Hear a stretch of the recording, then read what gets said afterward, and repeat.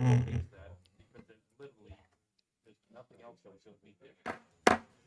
call to order the meeting of the House Health, Human Services, and Elderly Affairs Committee for the purpose of looking at 6 bills that had been put into interim study. This is not a public hearing so that people do not sign pink cards and testify. It is somewhat like an executive session, except we do not craft amendments. What we do is we look at the bills before us and we'll make recommendations either that we think it's worthy of, Representative Weber, what's the exact term? Either recommended for further legislation or not recommended for further legislation. And I am just remembering that I don't think, and maybe our researcher can help me with this, I don't think we write minority reports on this, but I'm not sure. Do we? We don't. Okay, so we could simply write a report that says the committee was divided as to whether further legislation was needed. And I'm taking it also as here are salient points that the committee brought up. Yeah.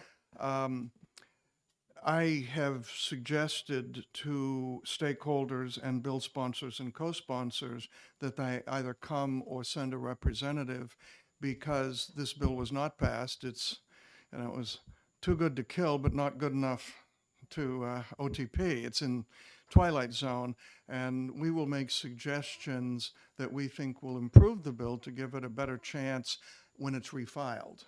And you don't have to take our advice. But then again, we don't have to pass your bill.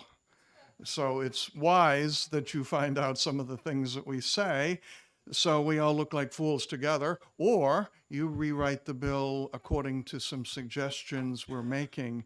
Now, I am going to try to jot down some of those things for the purpose of the blurb.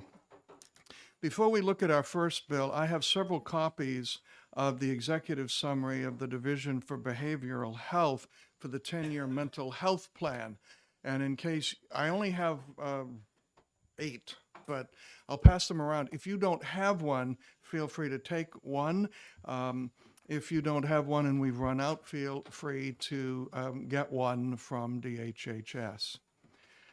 Also, the issue of the long-range plan for the developmentally disabled community is by law to come to this committee. It did not go to oversight. And there are questions by the Developmental Services Quality Council as to whether the plan, thank you, as published is wise or not. And so in wonderful HHS and EA committee style, I thought it might be a good idea to bring together a few representatives from the department and a few representatives from the Developmental Services Quality Council for the purpose of our trying to square the circle, which is what we're good at, and see if we can find some common ground between the two groups to come up with a plan that's better than what either side had thought possible. This will require the formation of an ad hoc committee. I discussed all of this with the speaker at a party on Saturday, and he said, go for it.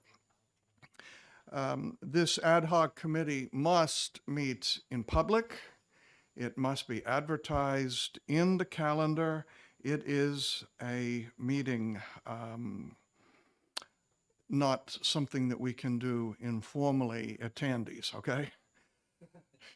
I would like to appoint to this committee myself, Representative McMahon, Representative Weber, Representative Knurk, and Madam Ranking Member, who was the 5th one that we talked about? Yeah, of course, Representative Shapiro. And I plan on doing this in one morning. That's it.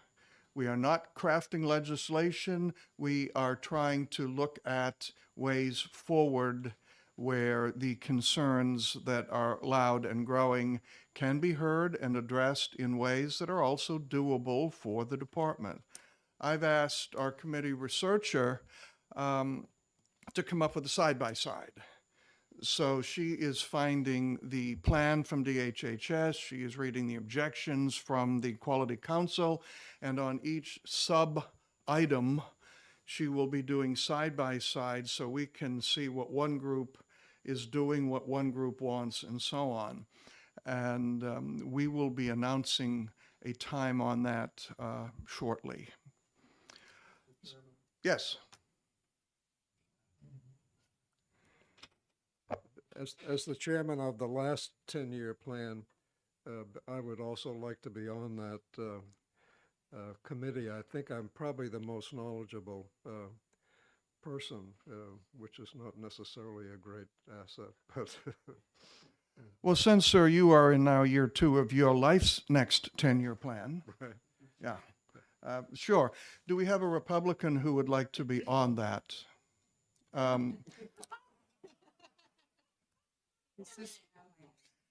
As you know, my day job believes in conversions.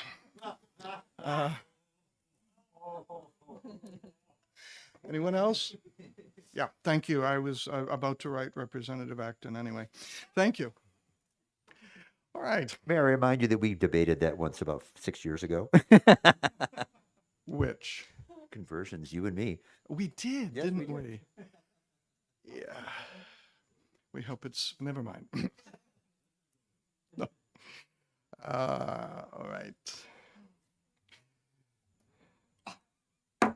Now, House Bill 247, is Dr. Nagel here? Wanted to make sure, okay. And we're going to be taking another bill out of order after this one, so you can get back to your patients, doctor. You are exhibiting great patience. Thank you, sir. 247, relative to treatment alternatives for opioids. And members of the committee, get something to say, put your hand up. What do you think? What do you think about the bill? Representative Knurk? I still have a lot of concerns about this particular bill because the idea of the non-opioid directive is a problem for me. We don't normally legislate the practice of medicine, and there's really no precedent for sort of legislating a sequence of treatment that is offered. In particular, a lot of this was in response to the opioid death crisis, which is a real issue.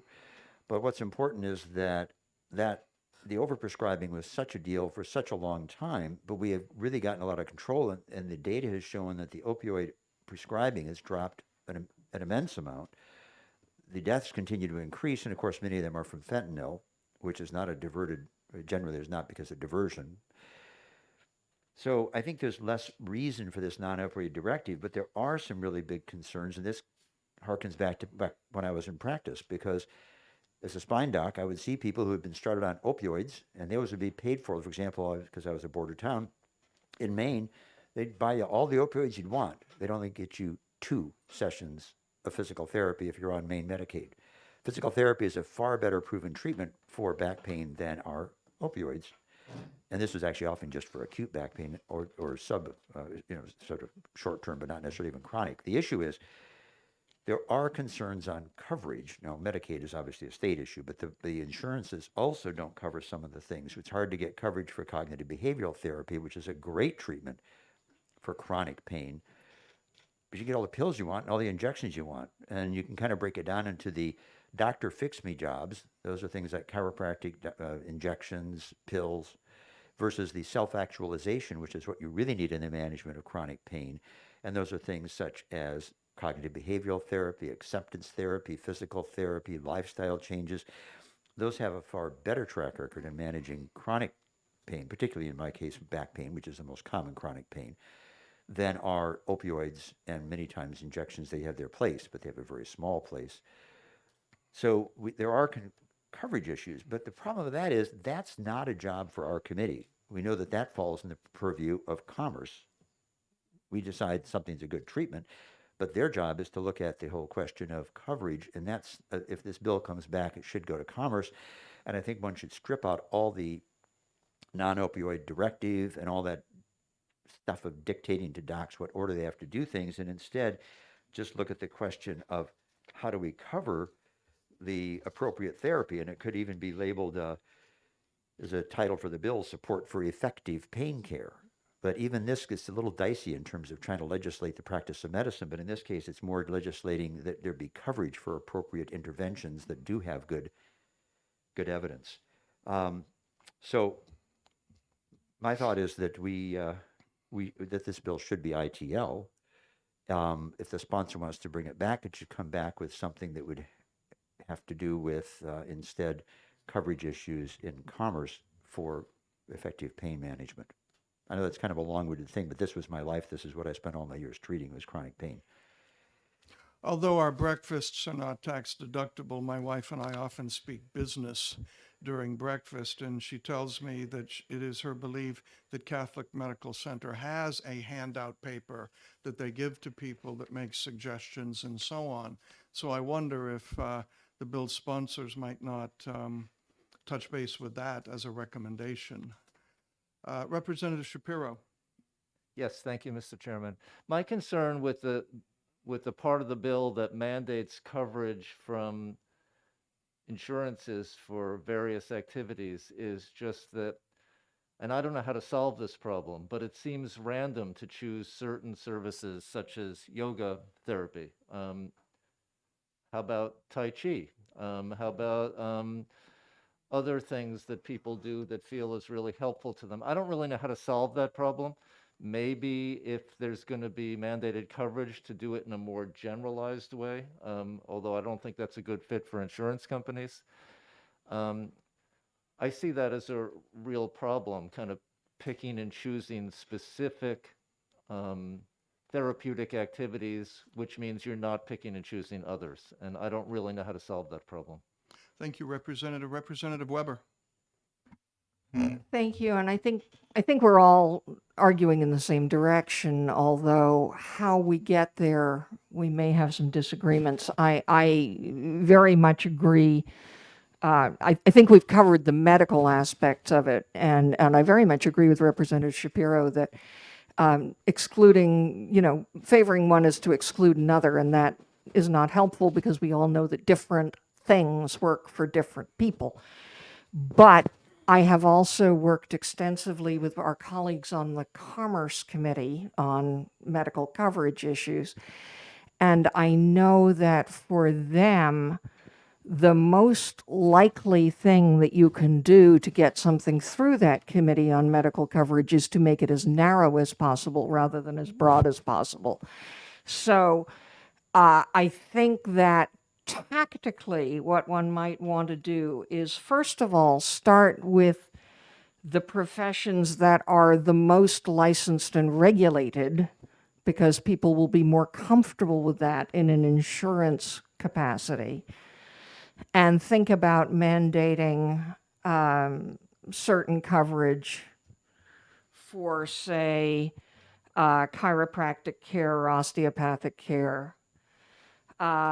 Because then when we get past that, we have a lot of disciplines that are far less regulated, far less certified, and the more you get into territory where anybody can call themselves a practitioner of whatever the particular discipline is, the less likely it is that anybody's going to approve coverage for that, because they're going to be uncomfortable as to who's getting paid and what the quality of the care is going to be.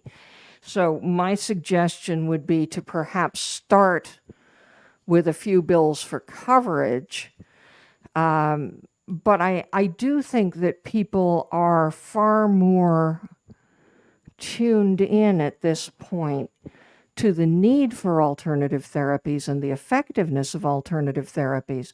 But I want to second what everybody else has said, is the issue is getting them paid for. And that's my suggestion as to how you do it, but there may be other ways as well.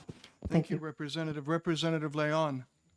Thank you, Mr. Chairman. I agree that the real issue here isn't about the availability, it's about the paid for access. So this should be something that moves to commerce. I do think that we need to look broader than just the providers who are part of this, because there are technologies, especially the TENS units, the transcutaneous electrical nerve stimulation. There's some that are a lot easier for patients to apply. This isn't the old one with leads that are everywhere. One actually helped me rehab from my broken femur about 10 years after, because I could finally work through the pain. So I think that it's important not just to look at specialties, but also to look at some of these devices, especially those that came through the 510K process. So they don't have the same approval that you would need for one of these really, really expensive device approvals, but they help. They do have data. And if this is something that'll be able to address people's pain, get them back on their feet, back doing what they need to do, and get them out of this debilitating and mentally crushing pain, I think it would be critical to make sure that we have access for devices like TENS as well. Representative Gay. Thank you. Y'all make really great points that I think ought to be incorporated in the bill. I think we should resubmit the bill with the updates that we're thinking of. I can't take credit for anything except noticing that on Roman numeral 1, on line 9 and line 20, they seem to be contradictory. Line 9, we can add, fine tune it. But on line 20, it says a really good thing. Nothing in this section shall preclude a healthcare practitioner from simultaneously prescribing an opioid and prescribing or recommending any of these procedures. Whereas line 9 is written, well, you have to order this first before you do an opioid. So they seem contradictory. That's something I think the wording could be addressed.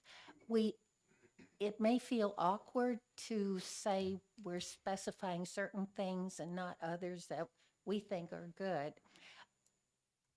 Many years ago, when I was going through a divorce and wanted to go through counseling, I discovered insurance from state to state really varied on coverage. So in Massachusetts, it was something, you expect Massachusetts to be very generous. New Hampshire, in those days, $500 was a lot of money, and that was how much they would cover in New Hampshire, and way less in Mass. So that really surprised me. So, we do have a history of deciding by RSA coverage. So we're not treading on ground that's never been walked on before. Thank you. Representative Knurk, I think you want to follow up on that point. Actually, follow up and also make one other comment. I cannot believe I didn't make a statement earlier when we talked about what's excluded, though it would be very difficult to get insurance coverage for this. As all you know, I'm the chair of the Therapeutic Cannabis Medical Oversight Board, and actually one of the best proven benefits of therapeutic cannabis is in pain. And in fact, about half of our patients, many of them in our age group, the median age group is 55 to 65, are certified for chronic pain. That is our most common thing, and it has absolutely very good benefit. However, it'll be a little dicey trying to mandate insurance coverage for that, given the federal status as a Schedule I drug. So that's out the picture, but it's sad because that's also one of those ones often underused. In response to that question of the conflict, you're right, there was a clear conflict on how that was worded, and I objected to that when we had the hearing, is that it doesn't make sense to sequence this, because there are times, and I used to frequently get somebody started on PT and continue their opioids because I inherited them on opioids. The other thing is, in terms of approval, even for devices and so on and so forth, I did serve a little while after I retired, doing some technical reviews for some of the insurance companies, just to review data on interventions to see whether or not they should or shouldn't cover it. And as much as we sometimes disagree with our insurance colleagues, I'm looking out at Heidi Kroll out there, about coverage, they do try to, do a decent job of looking at it, but they are too quick to cover procedures, interventions, pills, and not the other things that are softer, which again are difficult.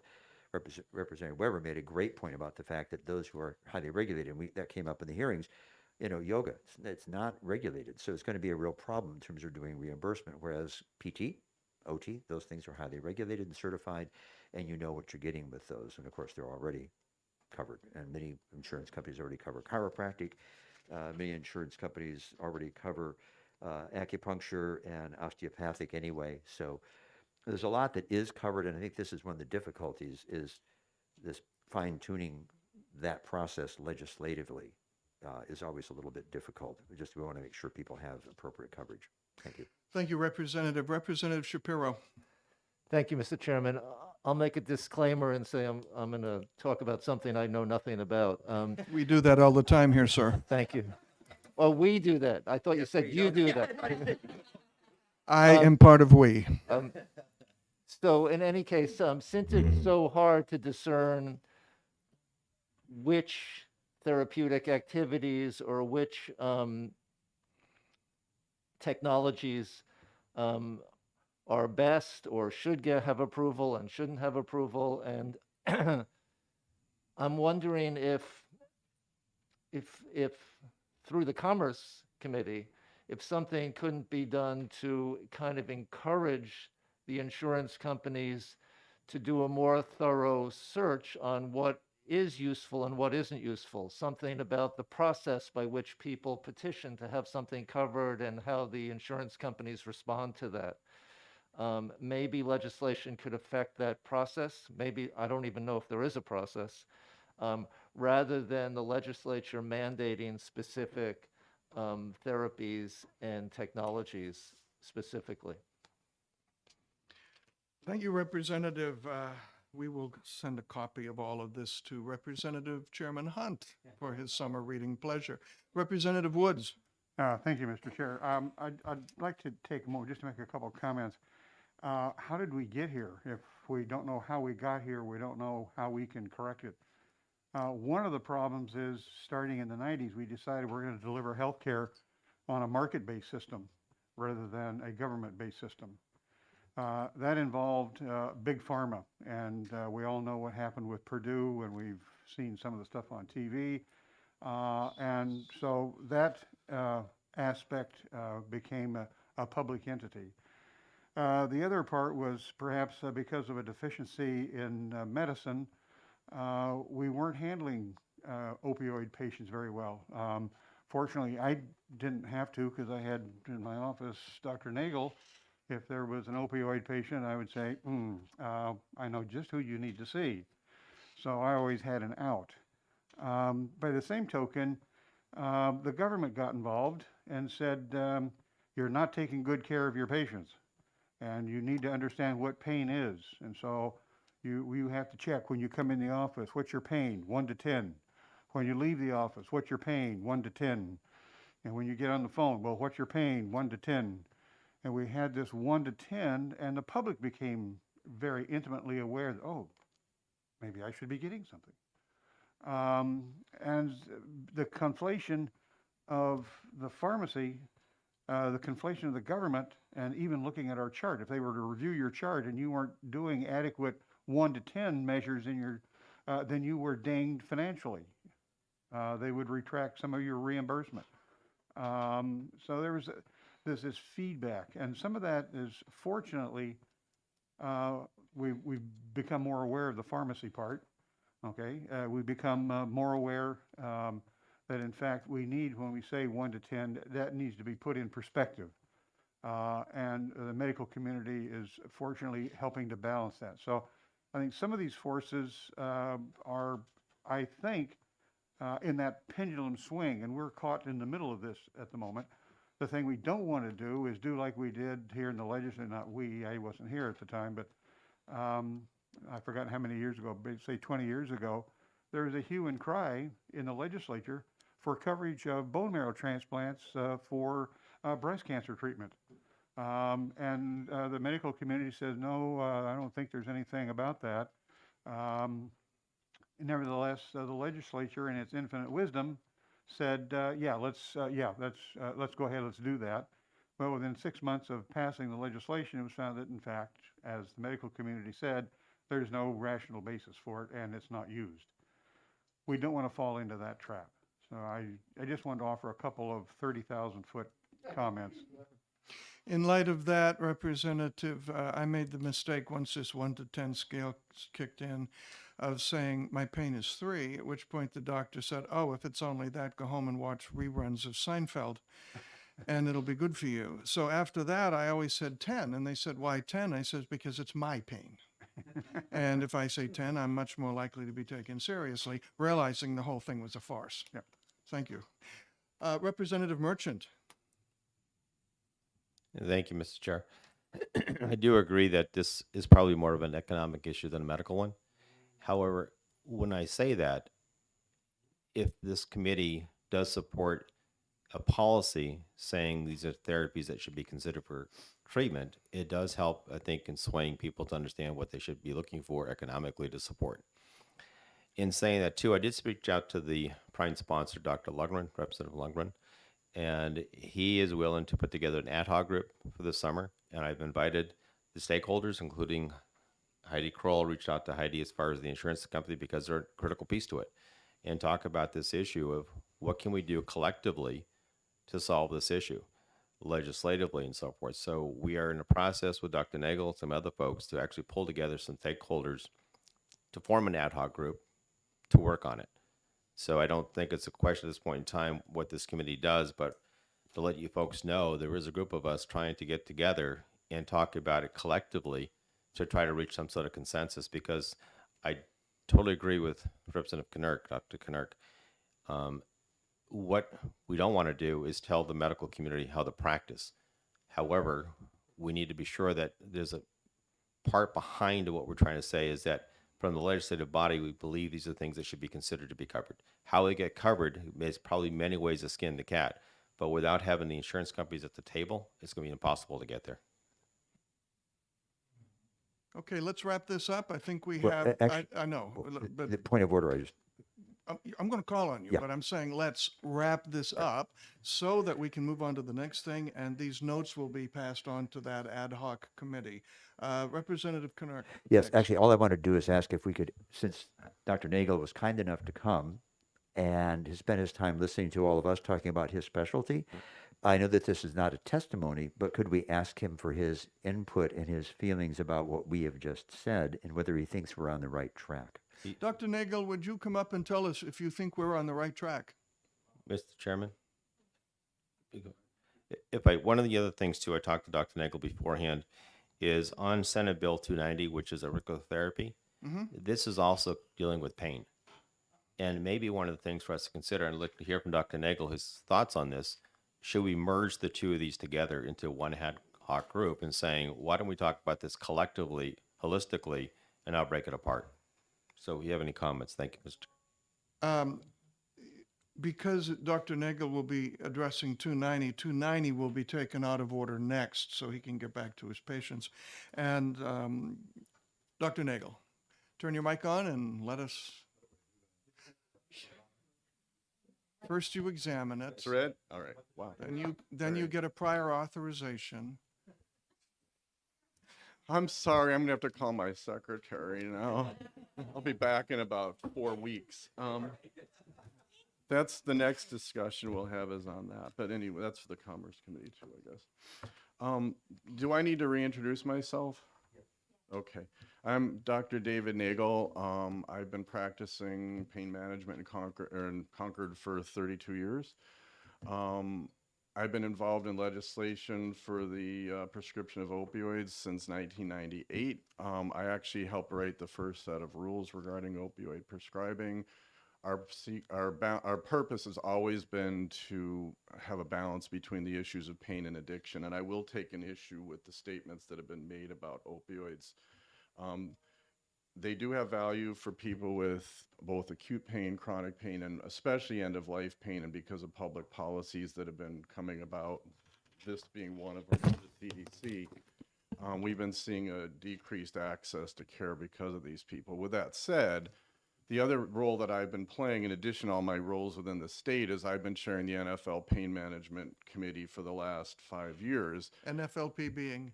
A National Football League Players Association. Oh, Yeah. yeah. So I was asked to chair their pain management best practices committee. And the nice thing about that is I've gotten to interview a lot of people that have a lot of money while they're playing football, and I've been able to find out what helps them and what doesn't help them. We don't have a great evidence base for outcomes in terms of single modality therapies. We generally feel that most treatments involve multiple modalities used together, and we certainly learned that from the NFL players. The difference between them and the public, and them and when they retire, has to come down to cost. Who pays for this? How do you pay for that kind of thing? But we've discovered a lot of things that actually have a lot of benefit that work really well that people don't have access. We've been saying forever that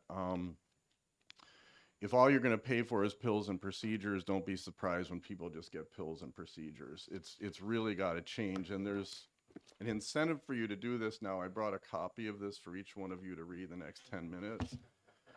As I think you're fully aware, the CDC changed the entire dialogue on pain management, opioid management in the United States when they released their guides in 2016. This is the updated draft.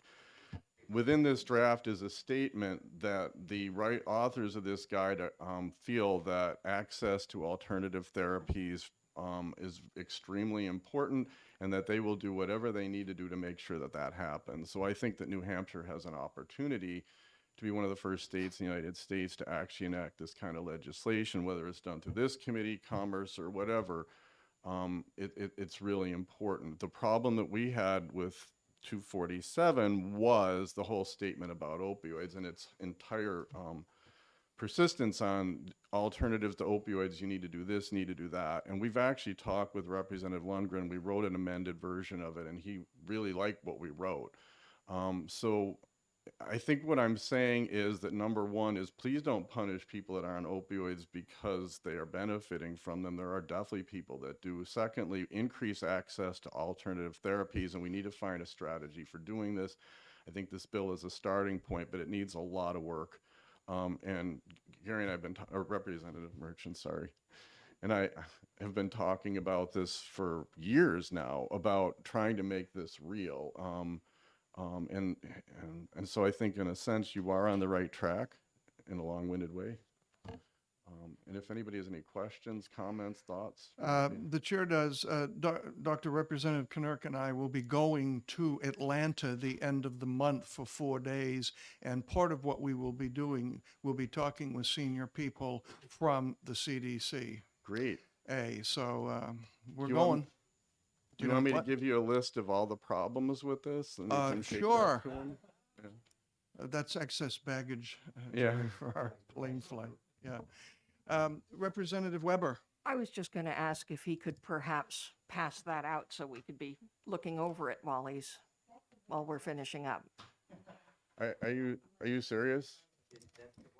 She's always serious, This is sir. one copy. Oh, Oh, I'm my sorry. God. I Wait, heard you. No. If you- I'm terribly sorry. I heard you to say I brought a copy for everyone, I and was just joking. I'm sorry. I Okay. can't. I'm not that strong. I But you know what? No. If you want, I can get you access to this. It's a really important document. It's a very important document. Could you give the representative and me a Cliff Notes 2-pager on that? Okay. And to the committee. Sure. I mean, it's past what we're going to be voting, but This we are is- going to Atlanta, so it would be very helpful for us. This is a draft at this point, so it's not a final version. and Understood. that's important. So yeah, I can do that. Okay, thank you. Mr. Chair. You can, you may. we all of us love policy, but our task today is to say recommended for further legislation or not recommended for further legislation, not to discuss what the legislation is going to be in its minute details. And if we are to get out of here at a reasonable time, I'm going to suggest that, we're exceeding the task in front of us. We are doing that, and would somebody like to make a motion? Representative Weber would. That way I remember what Yeah. the motion's supposed to be.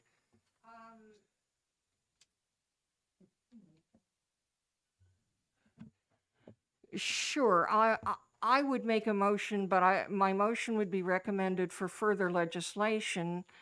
And if, because I made the motion, I would be constrained to write the blurb, what I would say in the blurb was that the committee thought it would be wise to focus on the issues of access and affordability, not only to these modalities, but to others. Would that be an appropriate statement? I was planning on writing the blurb Be my guest. and including what my clerk has written, so Be my they guest. can get the sense of the meeting and do with it whatever they wish. So the In that motion, case, the motion is simply recommended for further do legislation. I have a second? Second. Representative Leon, you know my R&D thing. Okay, the recommendation is, the motion is recommend for future legislation on House Bill 247. Clerk, please call the roll.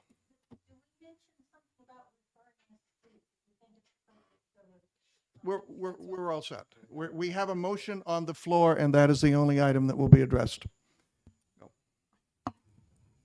Representative Leon? Yes. Representative McMahon? Yes. Representative Acton? Yes. Representative Gay? Representative Cushman is absent. Representative Folsom is absent. Representative Kelsey is yes. Representative King is absent. Representative Kofalt? Yes.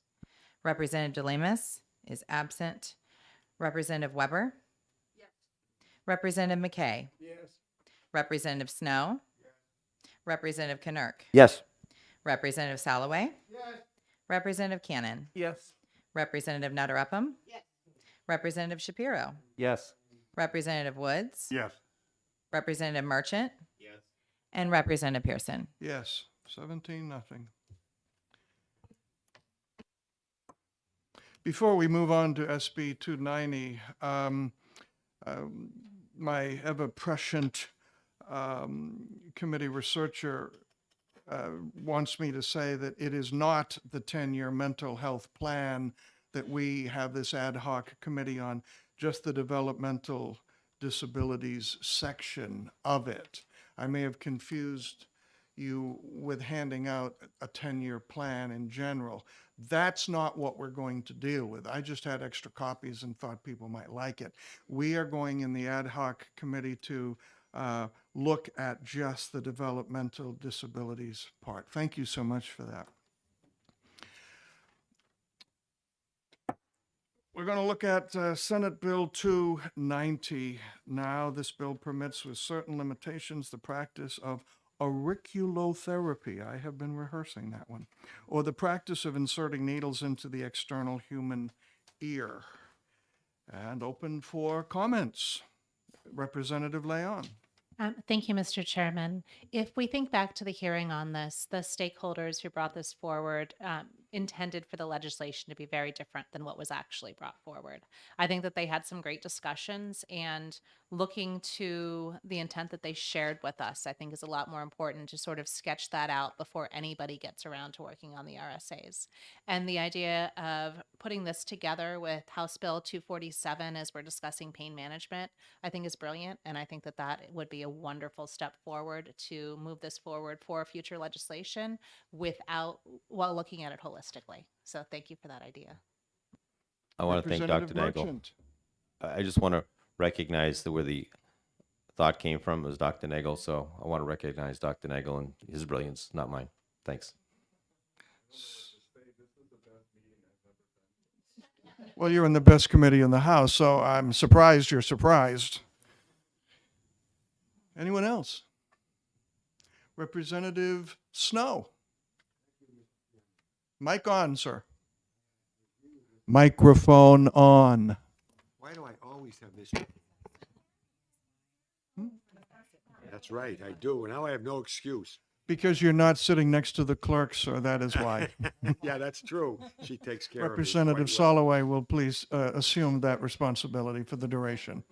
I must say, I listened very carefully to this testimony about this bill, and the only concern I have, it came up in the fiscal note, which was that this bill, the way it's written, may lead to an excessive amount of court activity, and they couldn't really judge what the impact is going to be on the court system.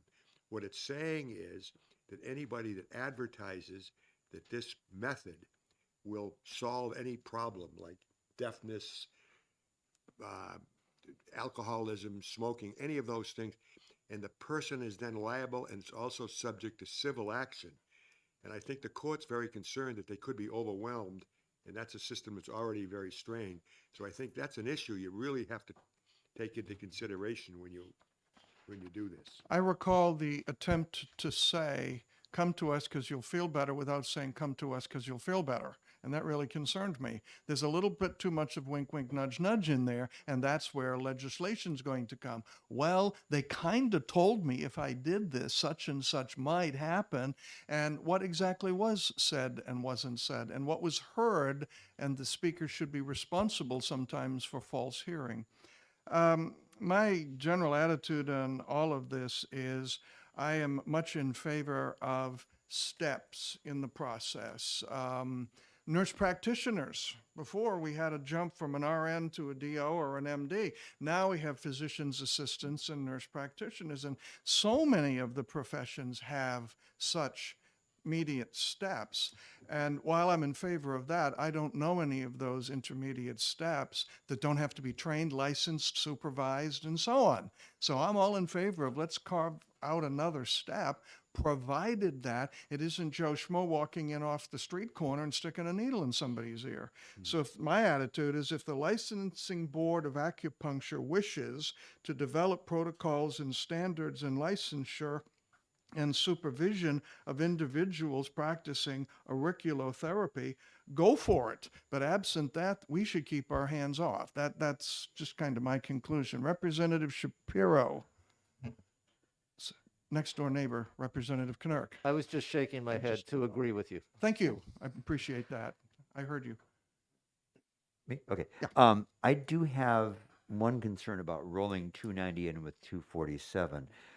Because 290, even though, again, wink, wink, nod, nod, nod, nod, does not purport to treat any disease and so on, it was being discussed as issues for mental health, for behavioral health, for addiction, for a lot of things other than pain. So it was a little bit of a standalone that was broader than just pain. My worry is there are so many good things about potentially getting coverage with 247. I wouldn't want this portion of a bill, if this were rolled with it, to undermine the chance of getting the other portion of the bill. Obviously, they could just be stripped out, but then this is never addressed. In other words, if some omnibus bill, as we all hate, made it to Commerce and they decided to strip out the language on 290, then nothing happens to it. If they come as two separate bills, they can be each judged on their own merit, and that may be more productive. Your ad hoc group, though, may still do some work on that for the issue of the chronic pain. But since they were presenting this, even though they purport it doesn't treat disease, as having benefits far beyond pain, I think it may be hard to try to link it with it. That was a concern I had. Representative Merchant, speak to that, if you would. Yes, thank you. I think the merits of having eventually possibly two bills going through the system versus one being locked together has some real merits to it. However, the stakeholder community that would be looking at this collectively would be probably the same stakeholder community. So we're trying to, at that point in time, work on them simultaneously with the stakeholder community. And I'd leave it up to the stakeholder community whether they wanted to divide it or leave it combined. But I think at this point in time, the logic of having that stakeholder community, the ad hoc group, look at this at the same time as looking at pain would still be there. Sounds good. I saw a hand over here, Representative Weber. I just wanted to clarify, following on the remarks of the chair, the boards can't, I don't believe, create new licenses in and of themselves. We have to authorize that, and then they do the rules. They can't do rulemaking except as authorized by us. So just saying we're going to leave it to the board is not fair, because they have to have some kind of authorization. I think that the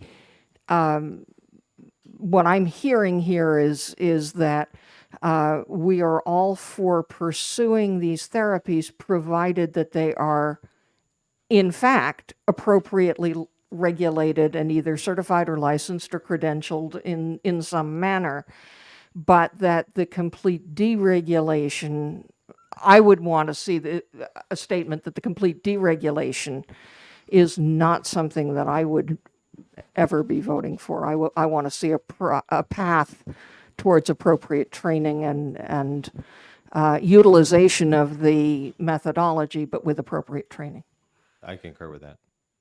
Would we say then that a bill could be brought forward saying the legislature authorizes the Licensing Board of Acupuncture to develop protocols for auriculotherapy licensing, training, and so on? And that would probably, well, that'd go to EDA probably, but it might. Yeah, okay. Does that sound good? Representative Gay?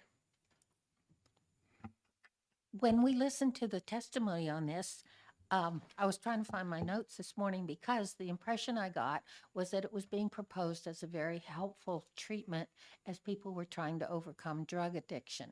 There's nothing in this bill that says what this is for.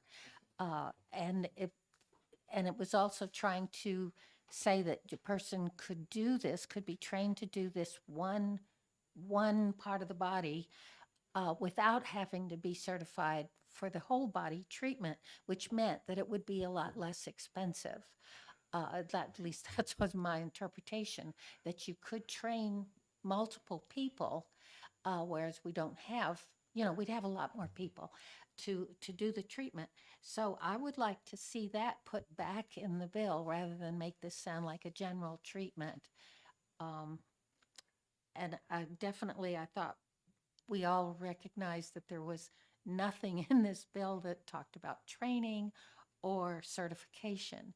So definitely I would like purpose, training, and certification to be put in. And I would like this to be developed into a real, an effective bill. Representative Shapiro? Thank you, Mr. Chairman. I believe that this already, this auricular therapy is already a sub-certification under the acupuncture board already. And it seemed that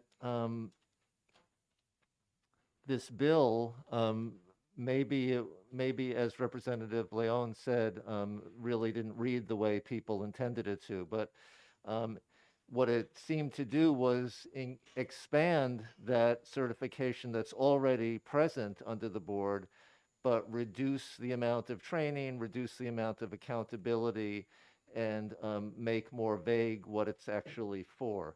So I think that while the Board of Acupuncture can't create new boards, we should be looking to them to see, and since they were opposed to the bill as it was, we should be looking to them to see how they might want to expand the services that were able to be provided, but with the accountability, with the certification of training, and with clear limitations on what these services were for. So if I hear you correctly, we are to ask the acupuncture board to revisit this in the light of what we've been discussing and hearing and come up with protocols that could be, I'm trying to avoid a judgment word here, a nice word for more reasonable, okay? Yeah. Doable that doesn't compromise the integrity of the importance of training, licensing, supervision, and all of that, but could expand what people can do at that level. They're sort of nodding. Representative Knurk. Just a quick response to that. The testimony that was provided by the New Hampshire Acupuncture and Asian Medicine Association really made the point that auricular therapy is already part of standard acupuncture. I think we're going to see an interesting turf battle. I'm not quite sure they're going to carve out some small subgroup or lesser training when this is something they already do. I think this is, again, I'm not sure how much we can charge them to come up with an answer to this. As we saw, there was a conflict because the person who presented, I think it was Elizabeth Ropp, or the other person, had been trying to get a certification course, and OPLC was not interested in kind of covering the course as it was defined. So this is something that I'm not sure they're going to get together and suddenly come up with a kumbaya moment and have an answer on that. I'm not sure. I think looks like Gary has something to say about that. I'm going to call on Representative Weber first. Oh, of course. The eyes in the back of my head weren't working. Once again, I think we are at the point where that is something that needs to be addressed by those people who are interested in pursuing the legislation with the appropriate people. And part of that is a discussion with the folks at OPLC about the authority that they have, the authority they don't have, what they're willing to do, and then an evaluation of whether we, the legislature, want to simply affirm that or want to change the scheme as it currently is. But that's not a decision that I think we're going to resolve today, because that's why we interim studied the bill to begin with. So I would move recommended for further legislation if that is an appropriate motion at this time, Mr. Chair. I would hold that for a minute because I'd have a few people who would still like to speak. And Representative Kofold. Thank you, Mr. Chairman. Yeah, I'll be quick. I just think as somebody, I know somebody who benefited from this treatment by a certified acupuncturist some years ago. We heard Dr. Nagel say a few minutes ago that one of the most important things that we can do is to expand access to alternative treatments. And as such, I think we're all clear that this needs to take some different form than the form that it came to us in, but I think it's important, and I will be supporting the motion. Thank you. Anyone else? Representative Snow. Hey, look at that. He did it. Even an old guy can learn. Thank you. I'm just wondering, line 14 and 15 on the bill, maybe I'm the only one in the room that doesn't understand this. Any person who violates the provision of this section shall be guilty of a Class A misdemeanor if a natural person and a felony if an other person. What is the difference between a natural person I've always and an other wondered person? that, thinking like I can help. a supernatural person, like an angel or something. You know, I really wondered. Representative Weber knows. A natural person is a human being. Corporations in this country, in legal parlance, are also persons, which is bewildering but a legal reality. But they are not natural persons because they're corporations. Thank you. Any other That's the person. corporation. I think getting into the specifics of a bill that we don't think ought to go forward in its current form is probably not productive, but Okay. So one of the questions that the acupuncture board is going to look at is, to what degree do you think it is appropriate to carve out one aspect? And I don't mean to be snarky, but let me give you an example. If ears are a carve out with specific training, practice limited to ears, could we do one for shoulders? And I'm not making fun of it. I'm just saying, if you carve out one thing, why this thing? And that would be something you would wrestle with. And also at the same time, wonder if you want to go carve out some other things too. And so I agree. Dr. Woods, the final speaker, and then I'll take the motion. Yeah, I understand your, understand your concern, but years ago, many years ago, my great-great-grandfather was a self-taught horseback doctor. We eventually got surgeons and internists, and the surgeons became this and that and the other thing, and lo and behold, I became a hand surgeon. And we carved that out, and I jokingly say that I even just do the left hand because it's so the right hand is too complicated. I think this is a natural progression, and I think if it's done under the aegis of manpower usage, which I think is one of the issues, but just because we need more vascular surgeons doesn't mean you hire a plumber because they deal with fluid in pipes. So my sense is, under the right circumstances, and this is the question, I think, and we should have a look at this and to see if it can be expanded along those bases. I think it's a natural progression. So I would say yes. So dare I comment that, being a left-handed surgeon, some could accuse you of being sinister and no one adroit? Oh, he remembers his Latin, sinister for left. And Oh, adroit. ah. Thank you. Representative Weber, if you would make your motion, please. I was hoping somebody would have forgotten that I did that, but I move that this be recommended for further legislation along the lines of our discussion. And someone on this side of the playground, other than Representative Merchant, Representative Kofalt seconds it. And the motion before us is recommended for further legislation on Senate Bill 290, and the clerk please call the roll. Representative Leon, Yes. Representative McMahon. Representative Acton. Yes. Representative Gay. Representative Cushman is absent. Representative Folsom is absent. Representative Kelsey, yes. Representative King is absent. Representative Kofalt. Yes. Representative DeLamus is absent. Representative Weber. Representative McKay. Representative Snow. Representative Knurk. Yes. Representative Salloway. Representative Cannon. Yes. Representative Nutter Upham. Representative Shapiro. Representative Woods. Yes. Representative Merchant. Yes. Representative Pearson. Yes, 17-0. 17-0. Representative Weber, would you mind writing a report on this one?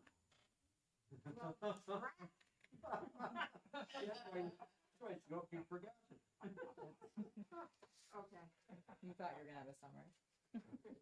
Might the chair just I say- took good notes on the first one. I didn't take good notes on the second one, but I will cobble them Would you together. like your chair to do that one too? No, Would you- I'm would you I'm go- perfectly happy to do okay, it, Mr. Chairman. and- And you and- can amend it in any way you see fit when it comes I will in. definitely do that, because I recall all the changes you made in my blurbs last term. Not All of which without improved permission. Things. Not without permission. Indeed so. And the chair just offers as an aside how well the clerk is doing, and we have a job opening next term. All right. You're so trying to get her to run. This is not an inducement. And not run away. Thanks for coming, folks. You see, and why you feel so at home here, this committee is not above a good needling of each other.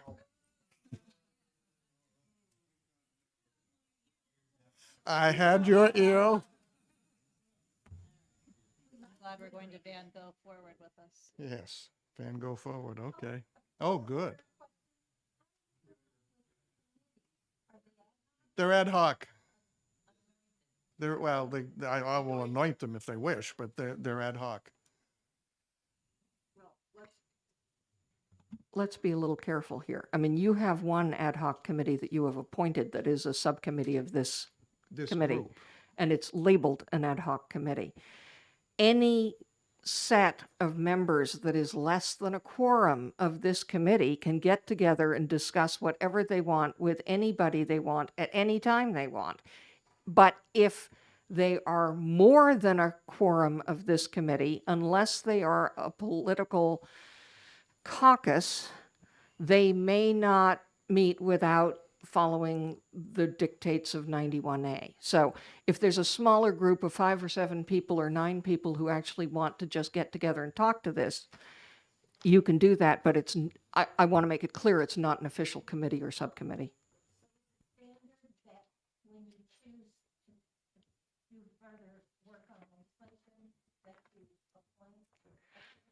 There's a couple of ways to do it. And if I may, Mr. Chair, what often happens is that the whole committee or a subsection of it works on a bill all summer. Sometimes that has happened. Sometimes people have done, as our chair has chosen to do, is say, we are going to make a recommendation, and there is no further obligation once we have taken the vote. There's no further obligation on this committee as a committee. But any member who wishes to work on an issue has that right, so long as they don't run afoul of the right to know law. It's not an official anything. And those are the two ways we've done things. I mean, if a committee chooses to work on the interim study bill as a committee, then you don't vote on it till sometime in October. But that's not the route that we've chosen here. The reason I chose to make the developmental delay group an official subcommittee is because, first of all, that council by law reports to the committee. So there is an official thing that isn't in these other groups. And secondly, several of us in this room are members of the Joint Legislative DHHS Oversight Committee, where DHHS reports. So because of those official connections, it seemed better to me to make this an official ad hoc group of, or subcommittee of the committee, and let the other ones go the way we can with more flexibility. Go ahead. Is it a violation 91A, since we won't have a new bill officially named? Is it a violation of 91A if we just all emailed each other as we thought of things? Would that be a way for everybody to participate who wants to without violating anything? It is somewhat sketchy because even though we voted on it, we still have a bill in front of us. I don't know, and I would direct that question to House Counsel because I'm not going to. Whoever's pulling these groups together should get clearance, as I did from the Speaker's office, about the official subcommittee.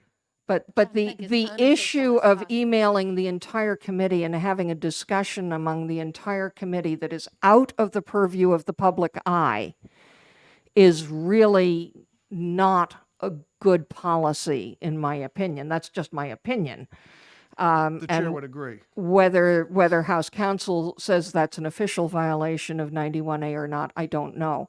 The other thing, to go back to the different sort of ad hoc committee that the chair just proposed, is that committee is one that has a very diverse bunch of people who are interested in it, and requiring public notice for that ensures that anybody who has an interest understands that the meeting is happening and gets to come and, at a minimum, listen, if not participate.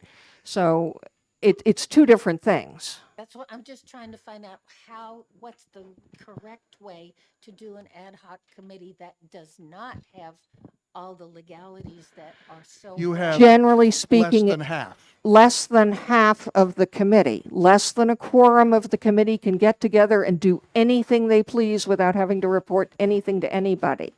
Committee researcher just whispered in my ear, it would be a violation to go over half of the members. You shall not email the committee to discuss this. So how do we find out who's interested in working? I'm interested in working on this. but Because whoever's definitely with pulling the people. ad hoc committee together will be the gatekeeper. I will more than glad to invite you. Thank you. We're moving on. You Just to quickly, I actually think one of wanted the things, in. look, is the whole difference. I mean, first of all, you didn't appoint this ad hoc committee. This is something that Gary Merchant came forward and said, I've gotten together some people. This is the same thing as we did with the vaccine bill, because we didn't need an official committee. It was just simply, I kept working behind the scenes with Gary and others until it became clear there were irreconcilable differences and the bill needed to die. But it was, that's where a sponsor or other people start to work together. And we all should do that when we're generating bills anyway, is work with stakeholders. And that's what Rep. Merchant is going to try to do. But it's not something that we're doing as our committee. He's taking it on because he's a good doobie. So if you're interested, give your name to Representative Merchant, and he will make sure that we do not have more than half of this committee as part of that group. Thank So you. its limit is 10 people maximum. All right, that one's done. And now House Bill 602 relative to reimbursements for telemedicine. And should have the bill before you, and not seeing Representative Edwards, Osborne, or Hunt. Representative Woods wrote the committee report when this sailed through 21 to zip. Would you like to speak first? Yes, I think in this particular situation with the commission still in place, I think this committee recommending legislation would preclude the activity of that commission. So, and the answer, indirect answer would be yes, I think legislation does need to go forward. But I think the caveat should be that, in fact, that should be at the discretion of the recommendations of the commission. So I vote for it, but I vote against it, if that's sufficiently clear. I mean, You vote there's against so many. 602 as written? You vote against 602 as written, but Yeah. you want to work on it? Well, Hands, please, before speaking. the answer to that is yes. I think telemedicine is like the reference to my great-grandfather being a horseback doctor, and we've changed. I think telemedicine was clearly on its way. Telemedicine with a COVID situation was brought for, and it was very clear we're not going back. The question is, how exactly are we going to do that? We need to do it properly. And I think the commission, and I'm no longer on that, Representative Knirk is, and I think we should hear what they have to say and their recommendations rather than just a categorical yes. I mean, I wouldn't have any trouble saying, yes, we need more legislation, but it has to be understood. We want the understanding that we know the commission is in place. Representative Shapiro. Yes, thank you, Mr. Chair. Looking back at this legislation, two specific changes that this legislation would cause are doing away with audio-only telemedicine, and also doing away with the mandates for parity in payment. And so I'm not sure. I mean, I have a feeling about whether those should happen or not, but I would agree with Representative Woods that we should have more information and recommendations from this commission before we alter the legislation that's in place regarding telemedicine. Representative Weber. While I agree with the two previous speakers that, yes, we are going to be looking at legislation within the vast realm of telemedicine going forward, I think in this case we should look at this very specific bill, which has very specific recommendations, which I think are very, very harmful. And I would not vote for a further legislation recommendation on this bill. I think the specific content of this bill is not appropriate. I do agree with the suggestion that this be left to the commission, and if the commission has recommendations, they can do that, and I have no objection to that appearing in a report. But I want to make it clear that my vote is against further legislation of this specific sort. Since the blurb, which I'm not going to ask you to write on this, will give some guidance and suggestions, would you care to enumerate some of the harmful recommendations, in your opinion? I believe that Representative Shapiro just gave them. The elimination entirely of telephonic communications is harmful. I'm thinking of waking up one morning with an attached tick and calling Cheshire Medical Center's emergency, emergency care, whatever it is, the walk-in care, and saying, got a tick, need doxycycline, and they said, fine, we'll call it into your pharmacy. That took us 2 minutes, and I didn't have to drive to Keene. Nor did I have to get my telephone and try and figure out how to focus it on where the tick wasn't anymore. It is a very effective modality for some people for some purposes, and barring it seems to me to be very harmful. And the issue of parity is the other issue that I think is would be very harmful as well. So those are my concerns. Representative Shapiro. Yes, I had a long tenure at the local community mental health center, Monadnock Family Services, and now I'm on the board. And they report that audio-only telemedicine was really a lifesaver for them during COVID because many of their clients are poor, unable to keep and use technology in a way that allowed for audio-visual telemedicine and to keep in touch with people to do case management over the telephone was essential and incredibly helpful to them. And the fact that they could actually bill for it was helpful to their bottom line and helpful to them staying alive. As CEO of some small facility in Kingston, I would agree with both those points. That's what we faced. Representative Knirk. Yeah, I agree completely with what Rep. Weber said, and I think the difficulty, as Rep. Shapiro just pointed out, is by taking away audio only, it disenfranchised a significant number of people who do not have internet access, do not have skills to use it, or do not have the appropriate equipment to be able to do audio only. So that's a concern. And the lack of parity. Now, the issue is that the 1135 waiver, which is what kind of allowed us to be able to do these things during COVID, is still in effect until the end of 2023, because they need to gather up some more data to figure out where things are going. There's actually a bill before Congress to also look at the question of making permanent the parity and the audio only. And CMS is apparently considering even just doing it for some CPT codes, for example, in behavioral health, where it's proven itself to be very, very good. And the Telehealth Commission is still working. So I would agree so much with Rep. Weber. This particular bill should just not go any further, should not even be considered, should be considered ITL. Any other recommendations should be coming from our commission that has been working hard at this for a very long time, and not us trying to do an end run around them, which is really what this did. It was an end run to take away some very good things that should stay until we decide what to do. Thank you, Representative. Representative Leon. Thank you, Mr. Chairman. I do see this as these two different issues. I believe that telephone-only telemedicine is a very important offering, and it's something that doesn't fill every need, but it is important. But there are also other telemedicines that don't really step up to that same level as of a visit. So the idea of parity for all telehealth, I think, could be very stifling on access to some of the opportunities that I had explored in the medical device space in order to better keep tabs on what was happening to patients. If you're looking at remote reading of a cardiac monitor, you're looking at some of these other things.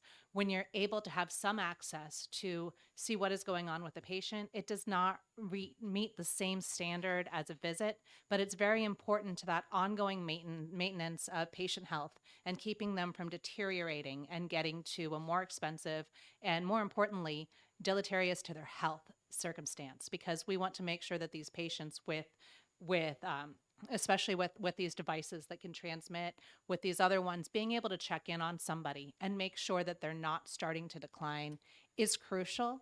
And if we require parity, then we're going to see more gatekeeping on this. And I think that there are a lot of services that, whether you're in person or you're doing telemedicine, some of them should have parity, absolutely, but not every single situation. So I think the idea of exploring parity has a lot of value. We need to be able to look at which are less than telehealth instances and which ones are those full service telehealth visits that do deserve to be paid on par. So I think that it's a very important issue. It is one that should be discussed. I think that it is something that should see further legislation, but perhaps deferring to the group that's already been formed on telemedicine would be appropriate. But I don't want to slam the door on the idea of parity, because I believe that enabling these, micro visits is very supportive of health. Representative Woods. Thank you, Mr. Chair. A clarification for me. I guess I need to understand what a vote no further legislation. Does that mean we're debating the merits of the bill? And as my understanding was, we're not debating the merits of the bill per se, but my mind was, does this area need further legislation? And that I may be operating under the incorrect premise. We have an answer, Representative Weber. Okay.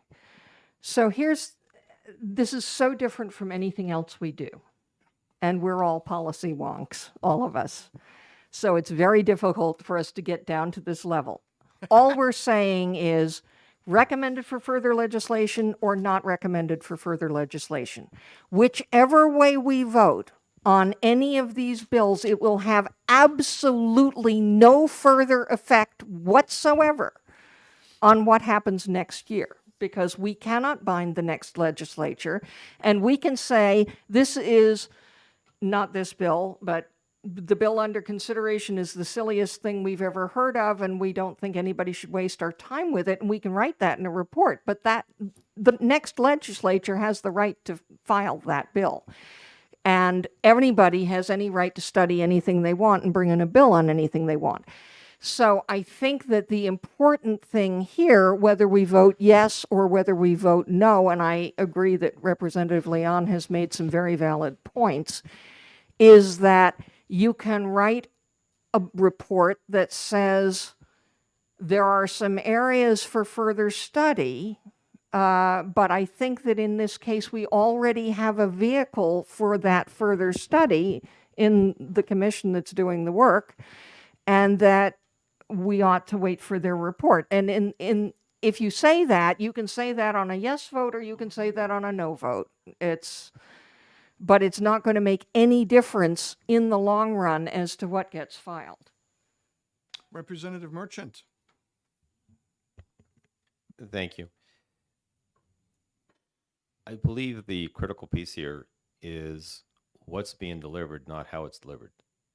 And therefore, if we agree, or back to the same thing, is that with Representative Leon, there should be parity about what the service is, not how the service was provided. And I think that's probably where it had the focus of this group, or somebody looking at it and saying is that we have to have parity regardless of how it's delivered, but whatever is delivered should be equal in reimbursement. That's kind of my comments. Representative Leon. Thank you, Mr. Chairman, and thank you, Representative Merchant. I think that makes a lot of sense. The one wrinkle in that is some of these services can only be provided by telehealth, where that's where the question of if you throw out that word parity. But I agree with your sentiment. That's just my little concern in that statement. So thank you. If we said something like at the end of the report, given everything we've said about parity and about telephonic, because we agree that reimbursements for telemedicine is a subject worthy of further consideration, we vote that we recommend for further legislation. Notwithstanding all the other things we've said along the way.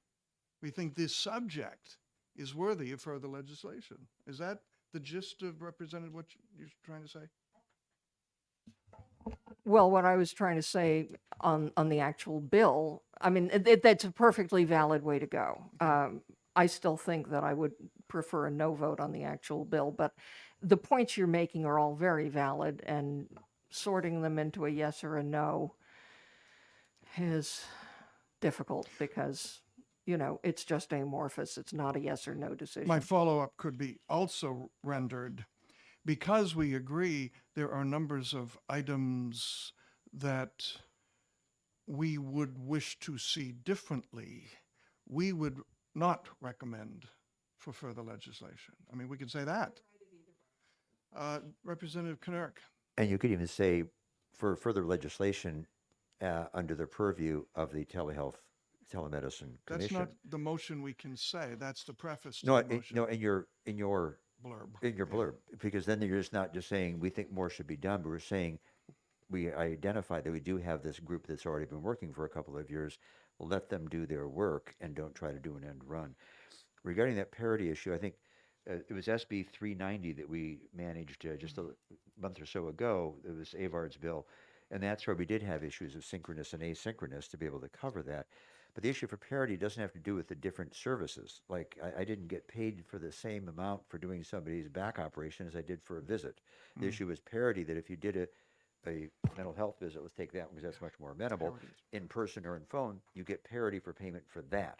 It has nothing to do with different things. So the asynchronous study of reading out, let's say EKGs or whatever, that's going to be reimbursed at a whole different level anyway. And you're right, it cannot be done as an in-person, it's done purely telemedicine. But parity is not what we're talking about in that aspect. It's not payment for everything the same across the board. It's payment for equal services regardless of how rendered.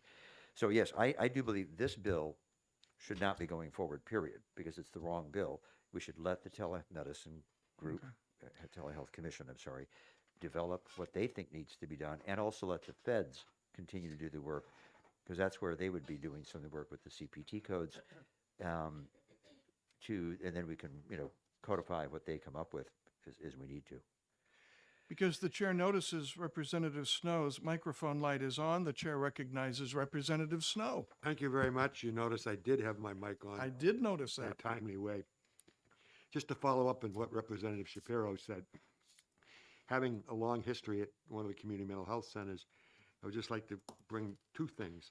One of the things the legislature required is that all the community mental health centers must have these crisis response teams available 24/7.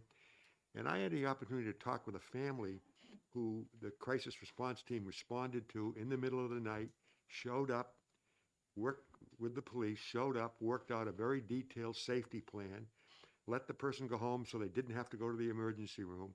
The family was very impressed that the person that showed up that night then called first thing the next morning, called the next afternoon, kept assuring them that they would be seen. Those were very reassuring to people.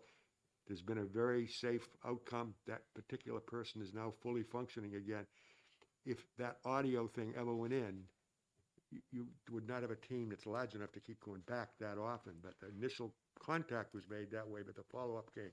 In rural areas, if you left that out, especially the rural pool without it, it would really be a disaster. And the last thing is, the other thing we often experience is when we see somebody at intake or initial assessment, they do show up, they drive a long distance, they see you. Once the plan starts to come into effect, all of a sudden there are lots of reasons why nobody wants to drive that distance again. And at least if you have that telephone, you can check and get pretty detailed information about how things are going and what they're doing. And the other thing is that a lot of people have said that they find it very discomforting to walk into a place that's known as a mental health center, where there's other people around who are mentally ill, and they, just because you have it doesn't mean the stigma doesn't apply to you as well. And it's so much more comfortable being able to do it at more of a distance, even though there's a pretty personal contact. So I think these are all things we have to think about as we go ahead.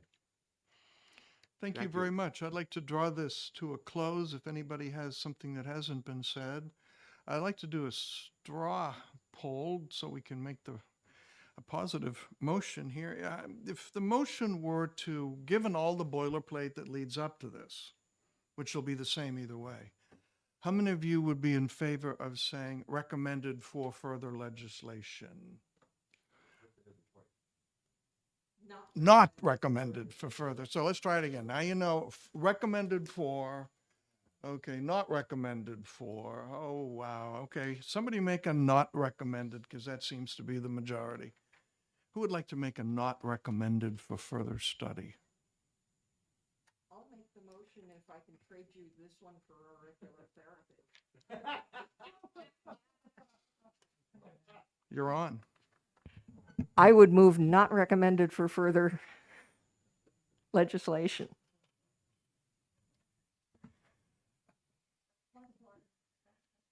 It was not seconded, so I may have a point of order.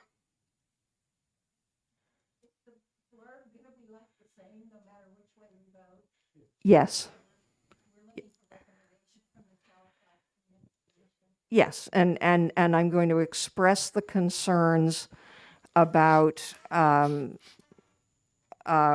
audio-only calls, because that was a universal. And I'm going to say that we are agreed that further clarification needs to be made with respect to the reimbursement and charges as to whether the services are the same services in both cases, or whether the services are different and therefore subject to a different pay scale. If that's acceptable, that's the way I would write the bill. The motion has been made but not seconded. Do I have a second from this side of the playground? Okay, thank you, Representative Gay. Seconds the motion of not recommended for further legislation on House Bill 602. Would the clerk please call the roll? Representative Leon, Yes. Representative McMahon. Yes. Representative Acton. Yes. Representative Gay. Yes. Representative Cushman absent. Representative Folsom absent. Representative Kelsey, yes. Representative King absent.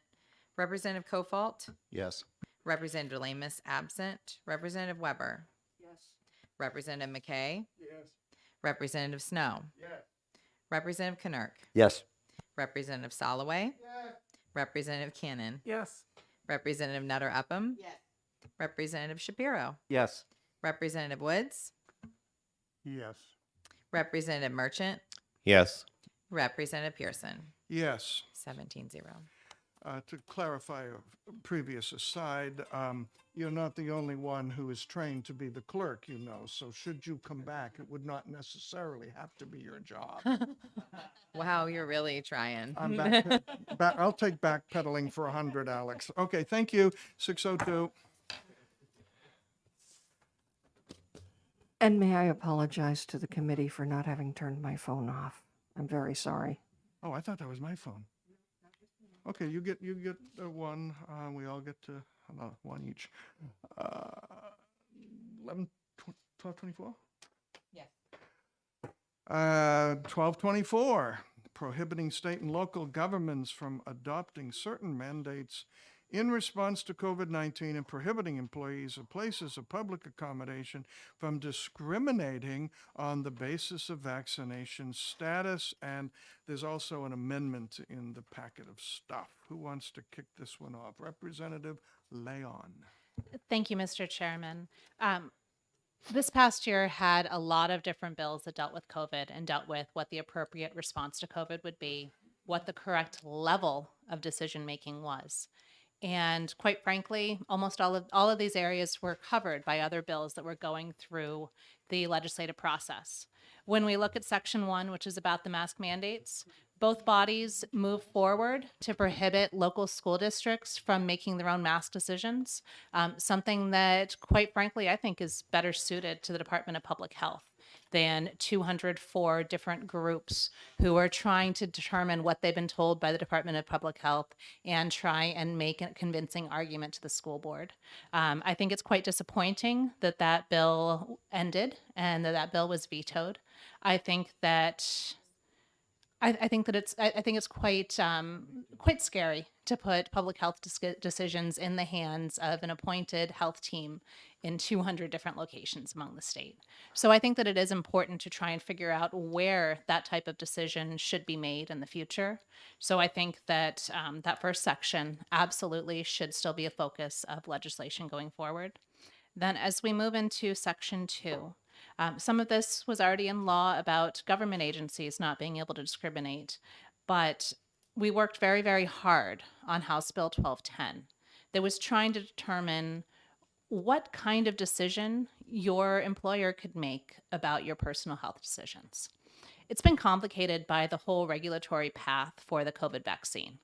I had been part of a vaccine conference back after SARS when we were trying to figure out how industry and how academia and how government and how investors could all respond in order to quickly bring out a vaccine to deal with a public health threat. One of the things that was very, very important to all the stakeholders that were there at that conference was that the scientific backing of any of those vaccines would be strong so that people wouldn't have a question. Unfortunately, in the rush to get a vaccine out, which I am very, very thankful came out quickly, there was an immediate opportunity for crossover from the treatment arm. So everybody who had volunteered was excited about this possibility. And the number of people who crossed over early on meant that we don't have long-term data on those clinical trial participants. Sorry, I apologize. I'm getting way too deep in my into my background. So crossover means that you were randomly assigned to either get the vaccine or get a placebo, whatever the treatment is or the control group. Crossover is when you reach a certain point and you say, if I didn't get the treatment, I want it now. This is so important to me that I want this access. I volunteered for it and I deserve this. And that's something that's allowed in these studies, because otherwise, why would you have people who want to get the treatment volunteer to get it early when there might be large unknown risks? and then deny them the opportunity to get that once it's available to the general public. That's one of those confounding problems that we have in scientific research, and it's one that I don't think we'll ever overcome, because you can't deny that medical treatment that's available to others to somebody because they were willing to put themselves forward and benefit science and benefit all of us. Unfortunately, that did away with a lot of the long-term data that we would otherwise have. And so we're left with low quality of evidence. We have a lot of information. For a lot of people, it's the right decision.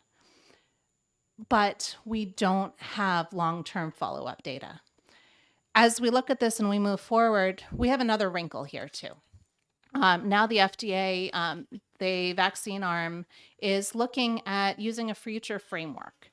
And they're looking at, so if I can just step back for a moment, I had mentioned the 510K for some of these devices. That's pretty much an easy approval. It means we've already shown this thing works. We've already shown that it's safe. And so you can make small iterations. You can make small changes. And we already know that it's okay, so we'll let you continue innovating without having to do a big clinical trial. What the FDA Point of is- order. Yes. We're getting way away from what this bill says. Okay. So if we're looking at whether or not an employer can force somebody to be vaccinated with a drug that had challenges to the clinical trial, we need to look to the fact that the FDA is also looking to approve future vaccines based upon this same mRNA framework without additional robust clinical trials. Because of that, we need to continue this discussion about where you forfeit your rights to your employer. And I believe that it's very, very important for us to continue with legislation on this. Looking around the room, I'm not sure if we will have a majority agreeing with me. However, I believe that this is very crucial, and we need to continue this discussion. I've spoken with the Attorney General about the human rights issues of this as well, and there are various avenues. I know that we came in with a sledgehammer before. I think we can thread the needle to avoid the needle for those who need to. Thank you. Are you speaking, in this case, representative to the bill as presented or to the bill as amended? Because the bill as amended, which I was prime sponsor and you co-sponsored, limited the entire bill to just government with no restrictions on private entities. Thank you for the question. I am looking back to the original one, just looking at the entire framework. At the time that we amended it, we had looked to the fact that a lot of these different areas were addressed in separate legislation that did not make it fully over the finish line. In about one sentence, why would we need to say yes going forward? What's the gist? Is it a study of the whole subject that you don't think the individual bills adequately did, or what? Thank you. I believe that the bills that we had counted on did not make it over the finish line, so we need to address the challenges that came up among both masks and vaccination requirements, bring in stakeholders and discuss with the department, to discuss with the Attorney General, to discuss with everybody that we should in order to find the right path forward. I wouldn't expect this to be an official subcommittee, but I do believe that this is something that will come forward, and I think it's something that we should weigh in on.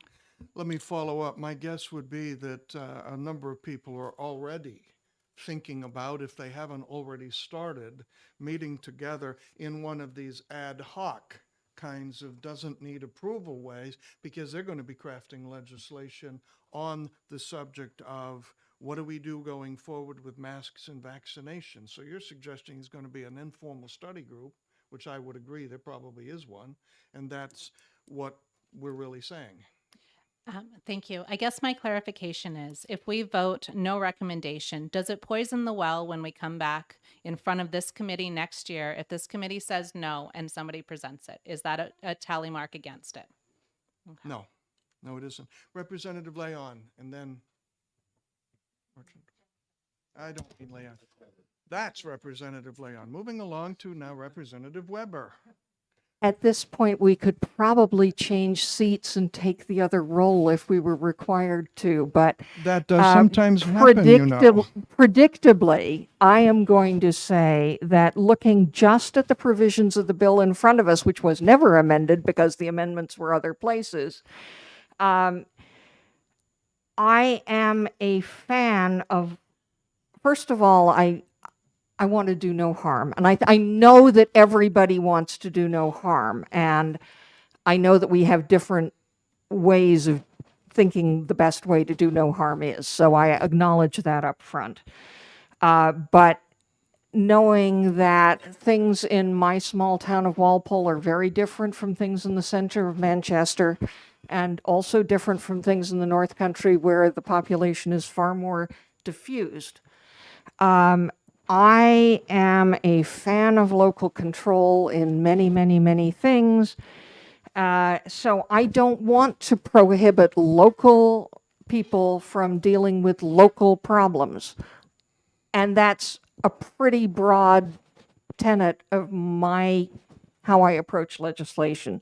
So I don't want to prohibit people from using a tool that may be useful in a phase of this or another pandemic that we don't know about. And with respect to businesses, as far as I am concerned, if it is a private business, they get to set their rules as long as they're not violating the Constitution, and people get to vote with their feet as to whether they, and their dollars, as to whether they patronize that business or not. So I'm also opposed to the prohibition on businesses requiring documentation, and the discrimination on the basis of COVID-19 status by state agencies, employers, or public accommodation, I think we actually addressed in a couple of ways. So I think that one is moot. I certainly don't think that anybody should be discriminated against on the one that we dealt with was benefits. A benefit's a benefit and shouldn't be conditioned, but I think we've dealt with that one. So my recommendation would be a not recommended for future legislation, but I understand that that's going to continue to be a debate. Thank you. Representative Merchant. I would say this is more philosophical where this bill's was headed. I believe strongly in state rights versus federal rights, unless there's a constitutional issue at stake. States have the rights to do what they should do based upon their constituents, their voters in their state, unless, again, back to there's a constitutional issue at stake. In saying that, I think it's the same way, and follow up with Representative Weber. Be very careful how we use the state control to tell local municipalities what they should and shouldn't do. No different than a state being told by the federal government what they can and cannot do. It's a hammer we should use and use very, very infrequently. And that's, again, it's philosophical, is we should be very careful here in Concord of trying to make one size fits all across all of our cities and towns in the state, just like the federal government should be very careful what they do with the states. And when it comes to private enterprise, it really is private enterprise. Just like we have our own personal rights and so forth, corporations are people. They should be entitled to their own rights if they wish. And how we basically constrain an individual to be natural or otherwise should be very carefully guarded and very infrequently used unless there's some real overarching reason to do it. So based upon the fact that I look at this more philosophically, we don't want the federal government telling us what to do at the state level, and we shouldn't have Concord telling the cities and towns what they should do at the town level, and definitely staying out of the realm of private enterprise.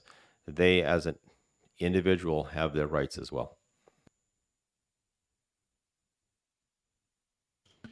Thank you, Mr. Chairman. So I think my biggest concern about this bill was the fact that it is very specific to COVID-19.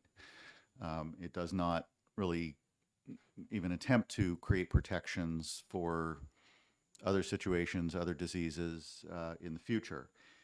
There is a reason why vaccine trials and medications it takes a long time to approve, years. I think there is a general sense that in the case of COVID-19 and the vaccines in particular, there was, to say that there was a sort of a rush to sort of make sure everybody took this is probably an understatement. I think the prohibition against mask mandates at the local level is something that was deemed worthy enough to pass both houses of the legislature, has been vetoed. We have yet to see whether that will be overridden. Nevertheless, I think the fact that passed speaks to the fact that there are some parts of this bill that are worth considering. To the question of passports and businesses, I would say that the question was, does it violate constitutional rights? We do have a constitutional right to privacy adopted in 2018 that does focus on government intrusion specifically, but we have a long history of protecting places of public accommodation in this country, and I think it's worth considering that as we discuss this matter going forward. I guess the bottom line is that the COVID pandemic has really raised a lot of questions that we haven't had to face before, or at least not in my memory. I believe that it is well worth exploring those topics and coming to some resolution on where the boundaries are.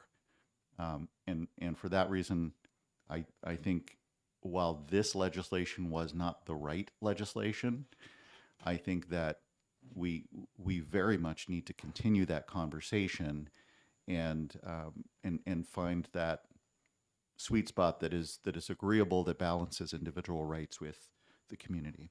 Thank you. Thank you. I studied a little bit about the last pandemic because, my degrees are in history as well, and discovered that Philadelphia took a radically different mandate to New York with radically different results. And it's been 100 years since the whole issue of how do we deal with a pandemic of this nature. And however we vote on this bill, we've got to study that whole issue going forward. How do we respond? What is that sweet spot? Representative Soloway. Thank you, Mr. Chairman. Just 3 points. Point number one, within the 400-member House, I would say 1.5% of the membership has some expertise in the data and the epidemiology of disease. However, the remaining 98.5% take issue and have considered opinions, which they are very willing to share, data notwithstanding.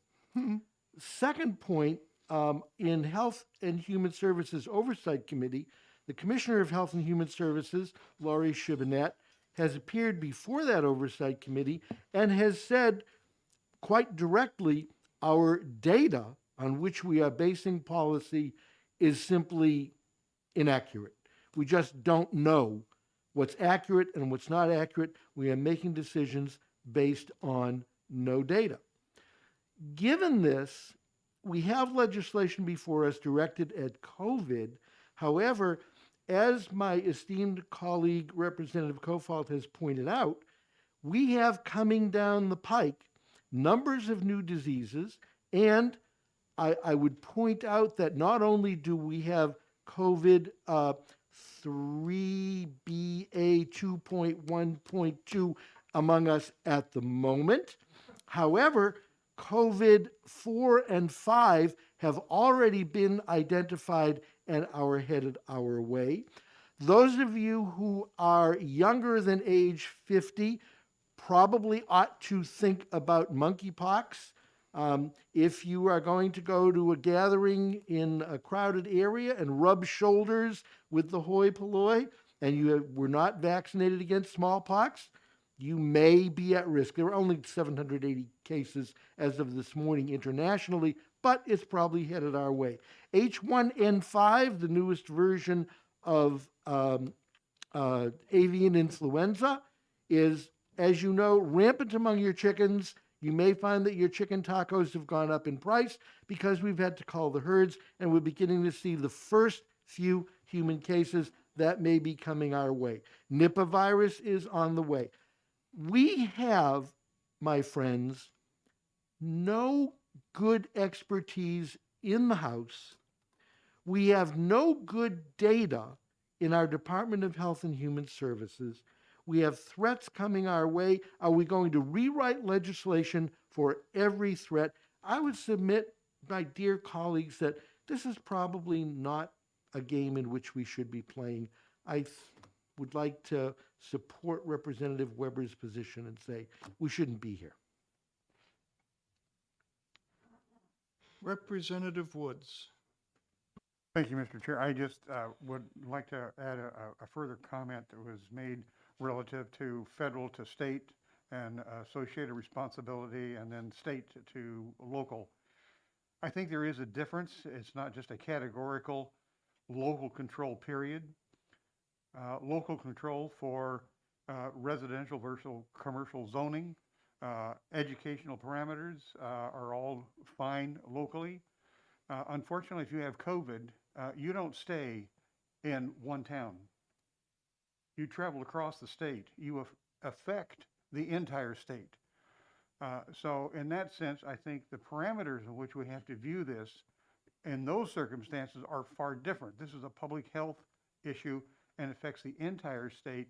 And to leave it to local control, it's like turning loose Typhoid Mary. That's local control. If you let Typhoid Mary, we know directly killed 58 people. So I think we have to be a little bit careful of extending that analogy to the public health domain carefully. Representative Shapiro. While I respect the previous speaker greatly, I just want to give an example of how local control worked with this in my town of Keene. Keene, which was hit very hard with COVID at one point, and the hospital was filled, and things were very difficult. The CEO of the hospital came forward and was very outspoken in terms of the need to do something about reducing the risk, reducing the spread of COVID. And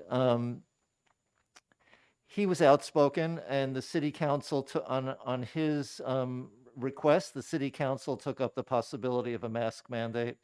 And there were multiple meetings with people speaking in favor of a mask mandate, people speaking, many people came and spoke against a citywide mask mandate.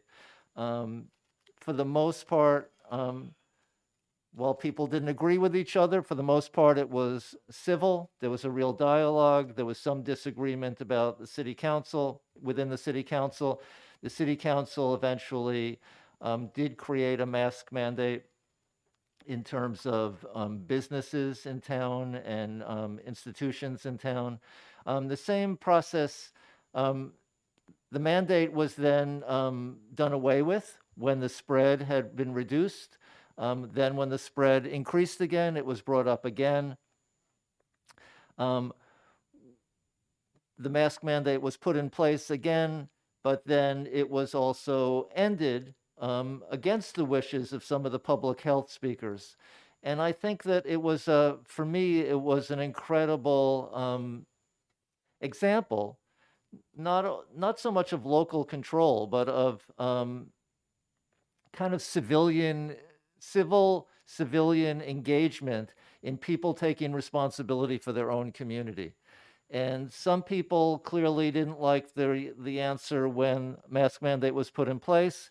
Some people were very disappointed when the mask mandate ended.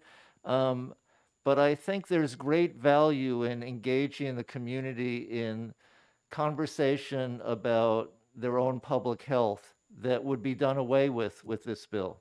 I also want to just comment about the fact that this bill and many other bills that have come before us have used the framework of discrimination.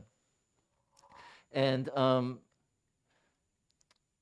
I think we've gone, I know this, I know people disagree with me, and I know people's positions are pretty hardened, but for me, it's a sad thing that we're always talking about personal liberty and discrimination in regard to these things, and we're not balancing it with talk about public health and the well-being of communities.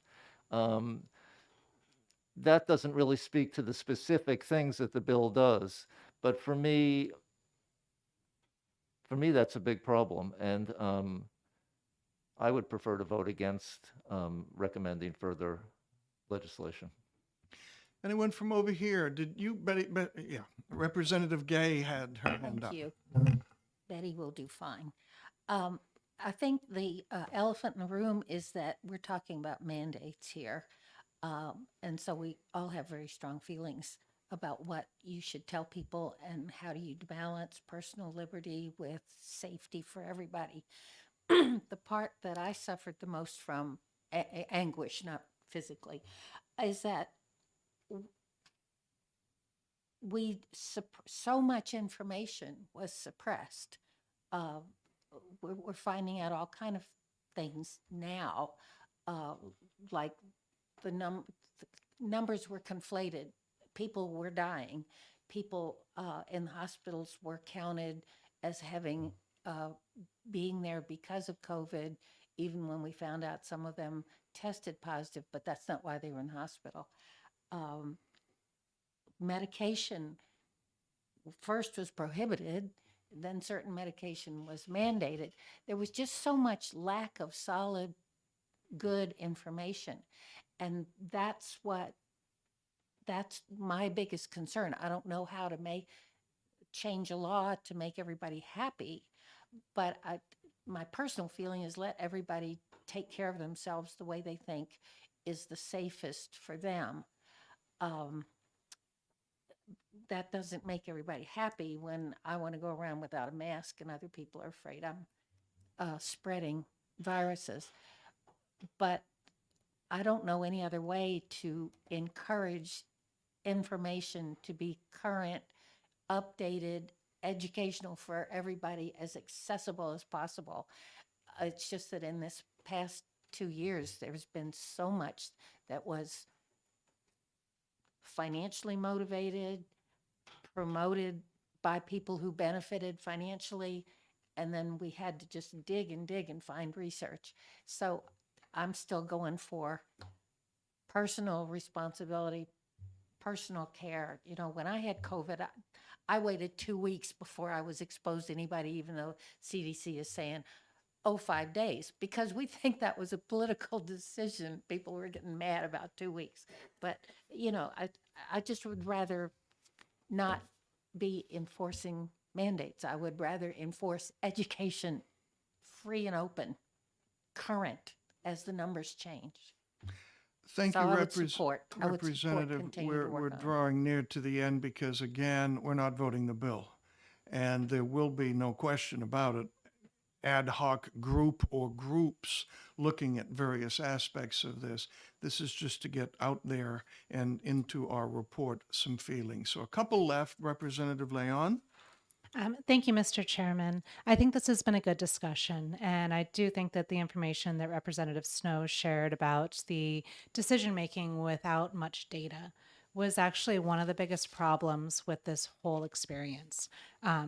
Everybody was left grasping for what to do, and without strong data, people came out very, very heavy-handed. And I'm actually fearful for what that's going to do in the next time when we need to rely on public health. I think that allowing non-governmental organizations and others to influence the way that people operate and then not allow the state to have a role to say, hold on, let's stop and take a look at what data do or don't exist, allowed people to overplay the amount of scientific evidence that we had about our specific risk mitigation efforts. I think that a lot of this is around how much information do you have in order to force these choices? And I think the hand was quite honestly overplayed, and that's why there's been so much pushback. I hope we don't have a situation where the data is so clear because of how great the harm is in another future situation.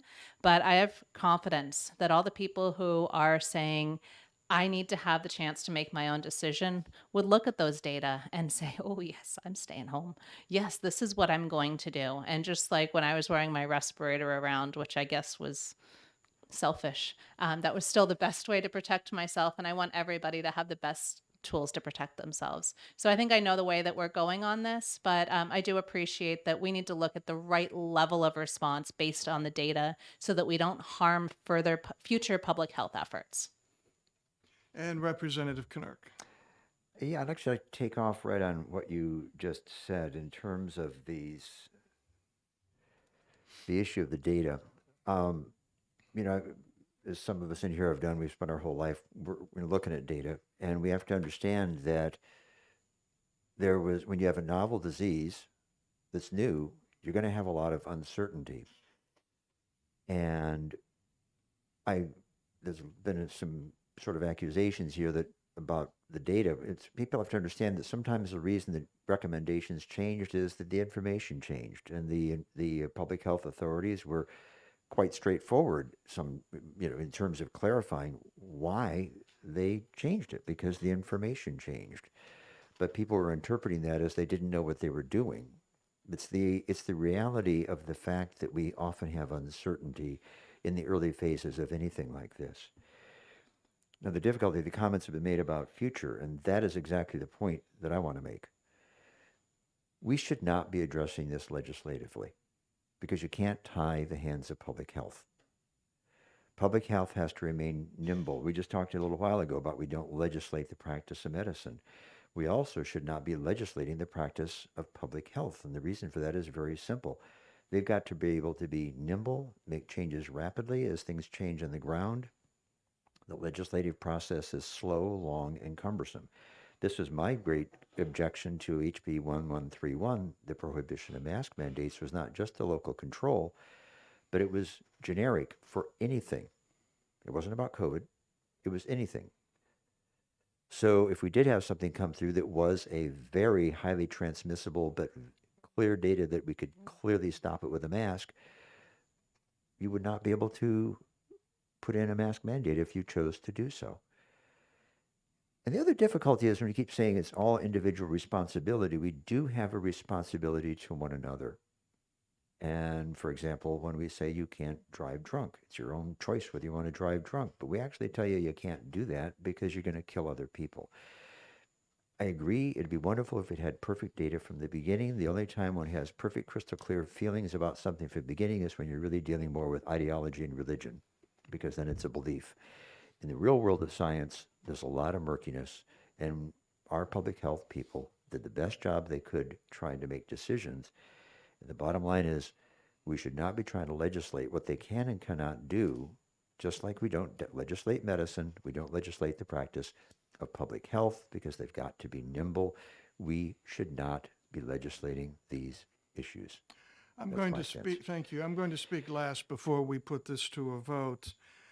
I think one of the things that I observed was not just, there were very different opinions, but some in both sides lacked a hint of humility. And because we don't know, and data does change, I've heard the word science weaponized. And that's why I asked, and I'll use your academic title, Dr. Woods, to make that presentation to us about the alleged fixity of science. Because I heard people who ought to know better from all across the spectrum use the latest scientific thing as the fixed and final answer, which did invite some blowback, which wanted to kill all science. And I'm sitting there saying, folks, it's the wrong way to do a debate, whatever your ultimate conclusion is. But we still have to respond. And as chairman of DHHS Oversight, I've had several discussions with the commissioner.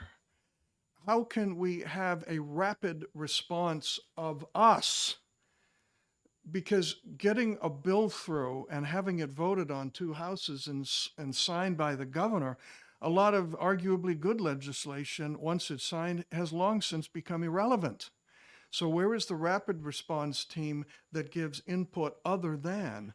And one of my housekeeping items eventually led to a wonderful, I think, ethics advisory committee that the commissioner cheered on. It doesn't tell them what to do. It does tell them what certain people think. And we can get that group together lickety split. So I'm hopeful as we go forward, we don't trash science, but we understand what science is and isn't. And we keep humility that what we said in our medical center is these are the rules we're putting in place as best we understand it. Now, please work with us. And we didn't shame people who didn't like what we did, and we didn't give merit badges to those people who are hyper compliant. We just said, we're all struggling along in this thing that affects us all, folks, and we want your input, but a decision needs to be made. That would be my encouragement to whatever emerges out of whatever ad hoc groups happen. I'd like to do another straw before we get a motion, so we get a motion that will pass. The motions possibly are, we recommend for legislation, not this bill, but we recommend this topic for legislation, or we do not recommend legislation on this topic, okay? So who would say we do recommend? Okay, I'm seeing about 4. And who would say we do not? Okay, so I'm going to ask then, so that the motion can be a positive motion, because if it fails, we just got to do it around anyway. Who would make the motion that we do not recommend for further legislation? And we'll get a medical doctor in there, Representative Knurk. And who would second that? If we can have someone from the Republican side, would be very helpful. I didn't see all the Republican hands go up. And how about Representative McMahon? How are you disposed to vote on this? For not moving forward. So would you second this? I'll second that. Okay, thank you. That way it's bipartisan. All right, the motion before us is the House Bill 1244. We do not recommend further legislation. Would the clerk please call the roll? I feel like Murphy Brown. Okay, Representative Leon, No. Representative McMahon. Yes. Representative Acton votes no. Representative Gay. Cushman's absent. Folsom absent. Kelsey absent. Bill King absent. Representative Colfault. No. Delamis absent. Representative Weber. Yes. Representative McKay. Yes. Representative Snow. Yes. Representative Knurk. Yes. Representative Soloway. Yes. Representative Cannon. Yes. Representative Nutter-Upham. Yes. Representative Shapiro. Yes. Representative Woods. Yes. And Representative Merchant. Yes. And last but not least, Representative Pearson. Yes. 12-4. The recommendation is we do not recommend further legislation on this, which again, as we know, is a moot point because the ad hoc groups are going to get and study this summer and the bills are going to be filed this fall. All right, 12-24.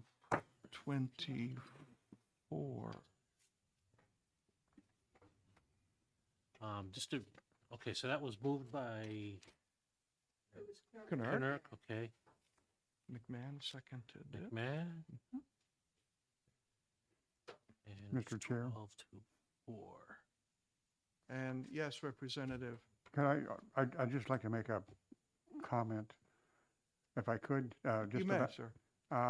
I think in the consideration of how data is handled and the public perspective with information or disinformation, one of the things you have to ask in the scientific vein is what would happen if, in fact, we had some trials of a vaccine or a trial of any treatment for that matter that looked quite good, and it was a serious public threat, and yet it, quote, didn't meet the standard, and we waited and we waited and we waited until, quote, the final standard was finally passed. We would be asking, the public would now be asking, wait, we had the preliminary data and we didn't go forward, and look what we got. And those are the decisions we have to make. And I think we have to ask ourselves that question in each of the pandemics that we're going to face. I know when I chose to get the vaccines, I'd seen data, and I made my decision on the basis of risk. What's the odds? What's the odds of me not? What would happen? What's the odds of me getting the vaccine? What negative might happen? And I had, for myself, had a weigh because it wasn't clear. I mean, a lot of vaccines now, whether you like vaccines or not, we know the number is infinitesimally small. We did not know that, in my opinion, here. So yeah, what are the risks? What are the risks of not doing anything? What are the risks of doing something because we got to do anything? And what are the risks of doing it too quickly? Yeah, that's the discussion. Yes, Representative Weber. Hi, Mr. Chairman, time is creeping on, and we still have 2 bills to do. We And do, and one will take 1 minute, but thank you for that. Who would like to write the report on this?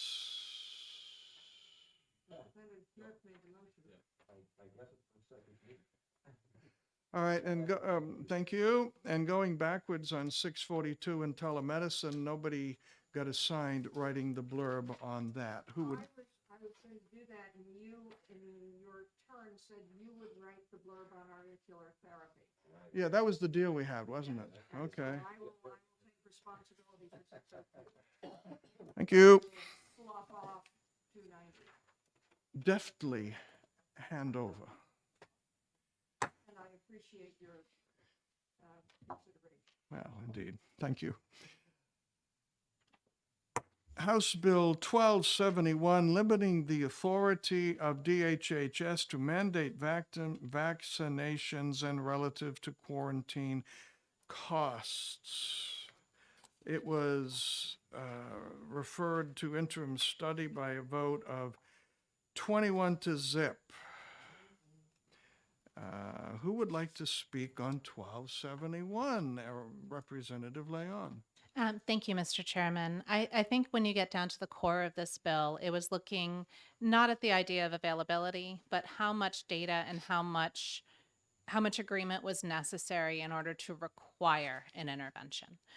So I think that in that little interim space, Representative Woods had a very good point about we don't want to hold up people's access to new therapies, and we don't want to hold up access to things that would limit the spread of disease. And I'm actually quite thankful that it was approved when it was. What we're looking at here with this bill in 1271 is when it would be required. I believe that our Department of Public Health has done an excellent job looking at the level of data we have and not overstepping the data that exist. I spent my career on the cutting edge of data because I was working with companies before they even were in their final trials, trying to figure out if something looked like it would be promising to public health or individual health. And so I'm very comfortable working in that area of projecting what we may expect based upon the data that are available. And knowing the work that the department has done, I'm very pleased with the fact that they're still waiting to see what other data become available while encouraging those who do want to receive the vaccine to please go ahead and get it. I think that that's walking a beautiful balance. And I'm very thankful that the department is not looking to make this a required vaccine at this point because of the level of evidence. Because of that, I think that we will have more discussions going forward, but I'm not sure how much this specific bill itself needs to be the one that becomes a genesis. There is that question about quarantining. This was actually, we looked at the wrong section. This was looking at quarantining of goods. Something that happened off the coast of Long Beach for non-contagious reasons for far too long. And we know the economic cost to holding up goods. And we've also seen the economic cost to holding people up in their homes. But that's something that the state isn't going to be able to look at what the actual cost of forcing somebody to stay home is. That's why we need to be careful about when we force people to stay home without putting us all at risk. And I believe that the department's done a good job. I believe that requiring a vaccine has a much higher standard of evidence than making it available. And while I believe that those kernels are important, I do believe that this one itself doesn't need to be the seed of things moving forward. And I think that the idea of not recommended for further legislation would make sense here. Representative Weber. And I would just state that I have come to the same conclusion somewhat from a different direction, but if Representative Leon would care to make that motion, I would be glad to second it. So And for all of the reasons we've already expressed. So moved. And seconded. Any further discussion? Representative Knurk. Yes, I agree. And I think this bill as it came in was a little strange. Again, the one bad citation in statute, but also the idea of adding a 2/3 vote for the legislature to be able to do it. Then we had an amendment that took away everything and only kept it with repealing 21P42A, which made no sense. I mean, so it's been a bit of a mishmash. So I agree. This particular bill should be put out of its misery. And I think that the whole issue about how we manage questions of mandatory vaccinations is something which we have dealt with. We actually have the SB 288 commission that's going to already be looking at, although that's again only about COVID, but we also have had other places, other bills we've dealt with that had to do with vaccinations in general. So I think we've also beaten that topic to death, and we can let this bill go. So I support Representative Leon's motion. All right, I'm going to call the question. The motion is not recommended for further legislation. House Bill 1271, moved by Leon and seconded by Weber. Would the clerk call the roll, please? Representative Leon. Yes. Representative McMahon. Representative Acton. Yes. Representative Gay. Representative Cushman is absent. Representative Folsom is absent. Representative Kelsey, yes. Representative King is absent. Representative Kofalt. Yes. Representative DeLamus is absent. Representative Weber. Representative McKay. Yes. Representative Snow. Yes. Representative Knurk. Yes. Representative Soloway. Yes. Representative Cannon. Yes. Representative Nutter Upham. Yes. Representative Shapiro. Yes. Representative Woods. Yes. Representative Merchant. Yes. And Representative Pearson. Yes. 17-0. 17-0. Who is going to write the report? Thank you. Writes report.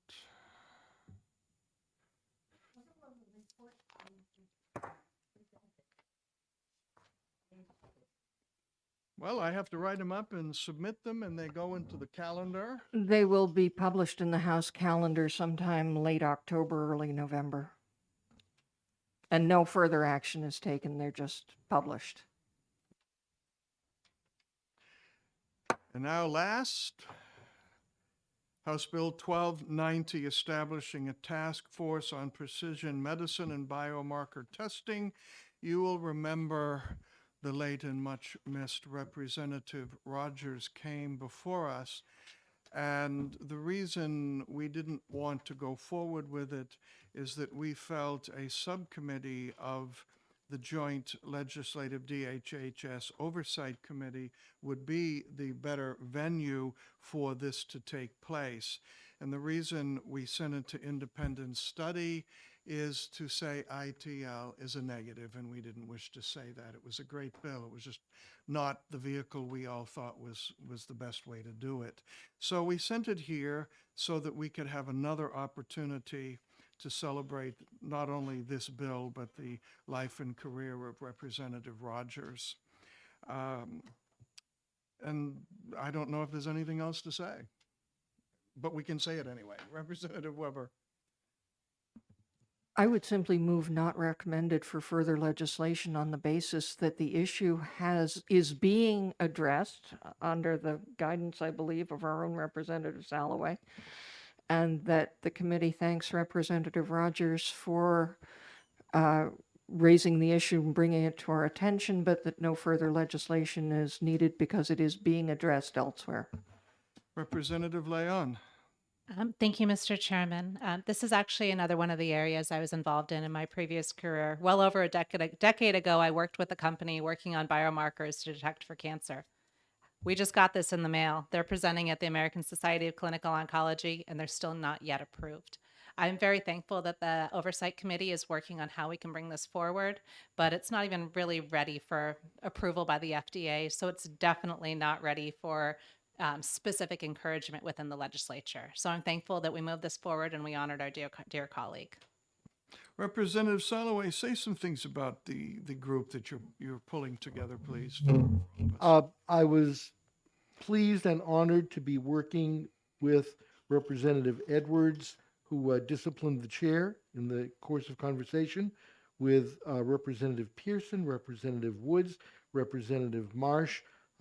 It was a very worthwhile conversation. Again, the chairman, that was me, was severely disciplined by the committee, and the final report went from being 8 single-spaced pages to 2. The world has changed. If you let me put this in perspective, because I just have a couple of minutes, you may know that you can now get into a car in San Francisco and it automatically drives you to your destination without a driver. Hyundai just had a ship dock on the West Coast, having crossed the Pacific, guided by artificial intelligence.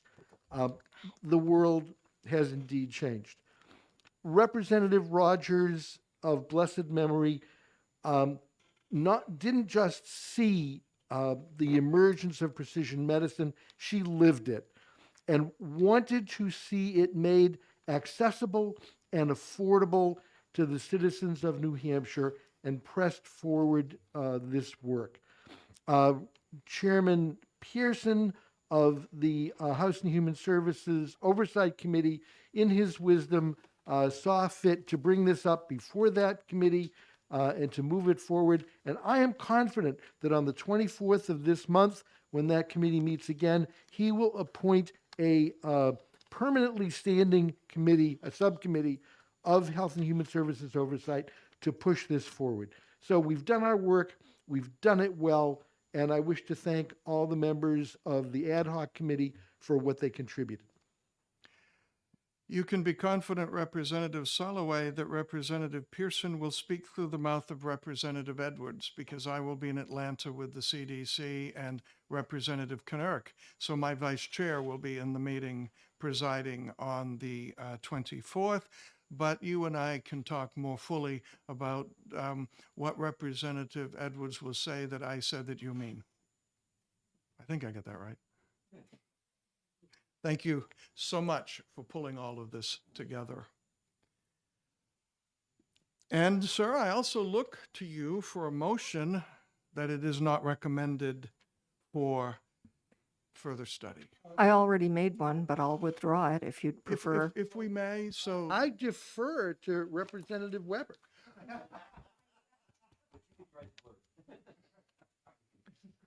Rocks, paper, scissors? If you defer, we will ask Representative Weber for a motion, which you already made, but repeat it, please. I would move not recommended for further legislation. And I will second it. Any further discussion?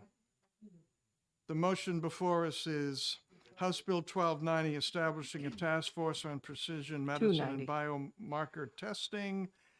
Moved by Weber, seconded by the chair. Would the clerk please call the roll? Representative Leon, Yes. Representative McMahon, Yes. Representative Acton, Yes. Representative Gay, Representative Cushman is absent. Representative Folsom is absent. Representative Kelsey, yes. Representative King is absent. Representative Kofalt, Yes. Representative DeLemus is absent. Representative Weber. Representative McKay. Yes. Representative Snow. Representative Knirk. Yes. Representative Soloway. Representative Cannon. Representative Nutter Upham. Representative Shapiro. Yes. Representative Woods. Yes. Representative Merchant. Yes. Representative Pearson. Yes. 17-0. Representative Soloway, since I allowed you to defer to Representative Weber, would you write the committee report, please? Thank you.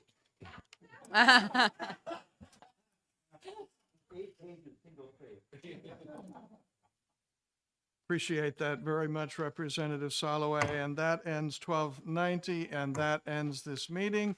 And it's been a fun 2 years with everybody. We really worked hard together. Didn't always agree, but really tried to whenever we could. Is it likely that we're to come back in September or October or anything? A veto. Not, there's a veto day, but I don't think, because the committee has finished its work, I don't know what the committee would come back, because the reports will go in and the bills will no longer be in the possession of the committee. But I would just like to say on a personal level, to extend my thanks to the chair for his work of the last 2 years. I very much appreciate it. So I've had other committee chairs say to me, how do you do it? And I said, you got to have a committee like this. That's how we do it. Representative Snow. Yes, regrettably, and not at my choosing, I'm unable to run for reelection this time due to health reasons at home with my wife, and my personal mobility is somewhat more limited than I expected.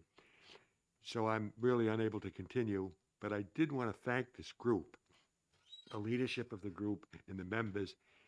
It's an unusual committee where we have different people with very different points of view, and yet we always interact in a way that's courteous and respectful. And I really appreciate it. I'll never forget it. Thank you. Thank you. Representative Snow, if you see a hearing that looks interesting to you, I hope you can come, and we promise to turn your mic on for you. Mr. Chairman, we're supposed to sign in today. Oh, yeah, the sign-in chart.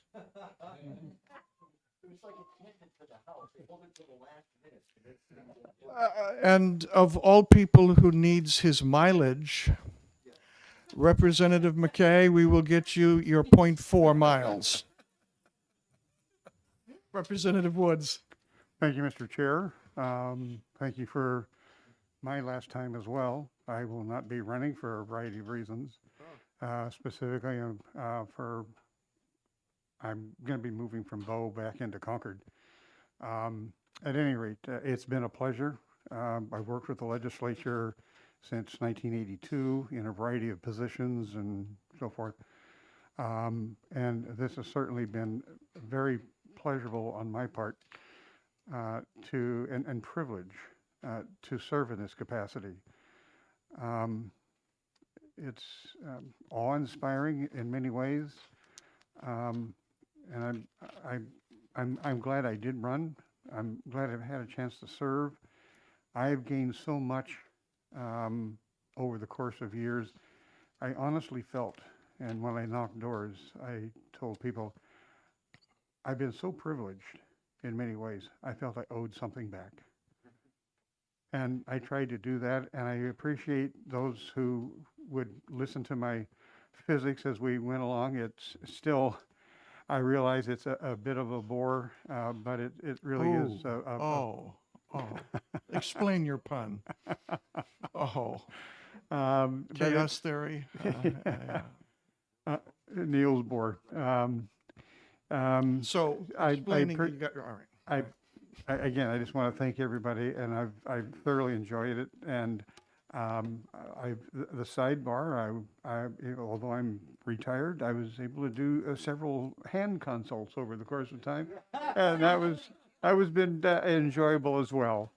And I honestly say that I've always told my daughters they would come in. We didn't have any boys; we just had 3 girls, and I'd always expected at least one boy to, be the sports person. But so I had to be a little bit more cautious. And so when I interact, they would come in, and so I would challenge them, and they would say, well, what about, I want to do such and such. Well, that sounds reasonable. What about the other argument on the other side? And of course, with 3 teenage daughters in the house at once, all I would get would be the roll of the eyes. Dad. Ooh. So I said, you do understand that if you only can argue one side, even though you may be right, but if you can only argue one side, by definition, you're prejudiced. That's the definition of being prejudiced. So my comment being, until you can argue both sides, come back another day. And I take that personally, and I must say that I have learned a lot from everybody. I Every think it's place. appropriate we give him a. Thank you very much. No. And speaking of your exhortation to take the other side, I'm in a, what is it, in a program? Would you explain what I'm doing in that group with you and Representative Shapiro that is for students at UNH? Oh, it's not UNH, it's AARP. It's the AARP Leadership Program, and they are training seniors to be advocates on both in the community and at the legislature for issues that affect seniors. And we are participating in their day on legislative action. I get to argue against 103, the dental bill, which I took point on the floor, with the assurance that that little soundbite would not be separated from, my wife says, don't do it, it's a trap. And I know it won't be. But anyway, I get to argue the negative side against you. It should be fun. Anyone else not coming back who wants to say a few words? Yes, Masked Man. I ain't coming back. I want to thank you all. I have learned so very much. I genuinely feel privileged. You've been wonderful teachers. I'm very grateful. Thanks.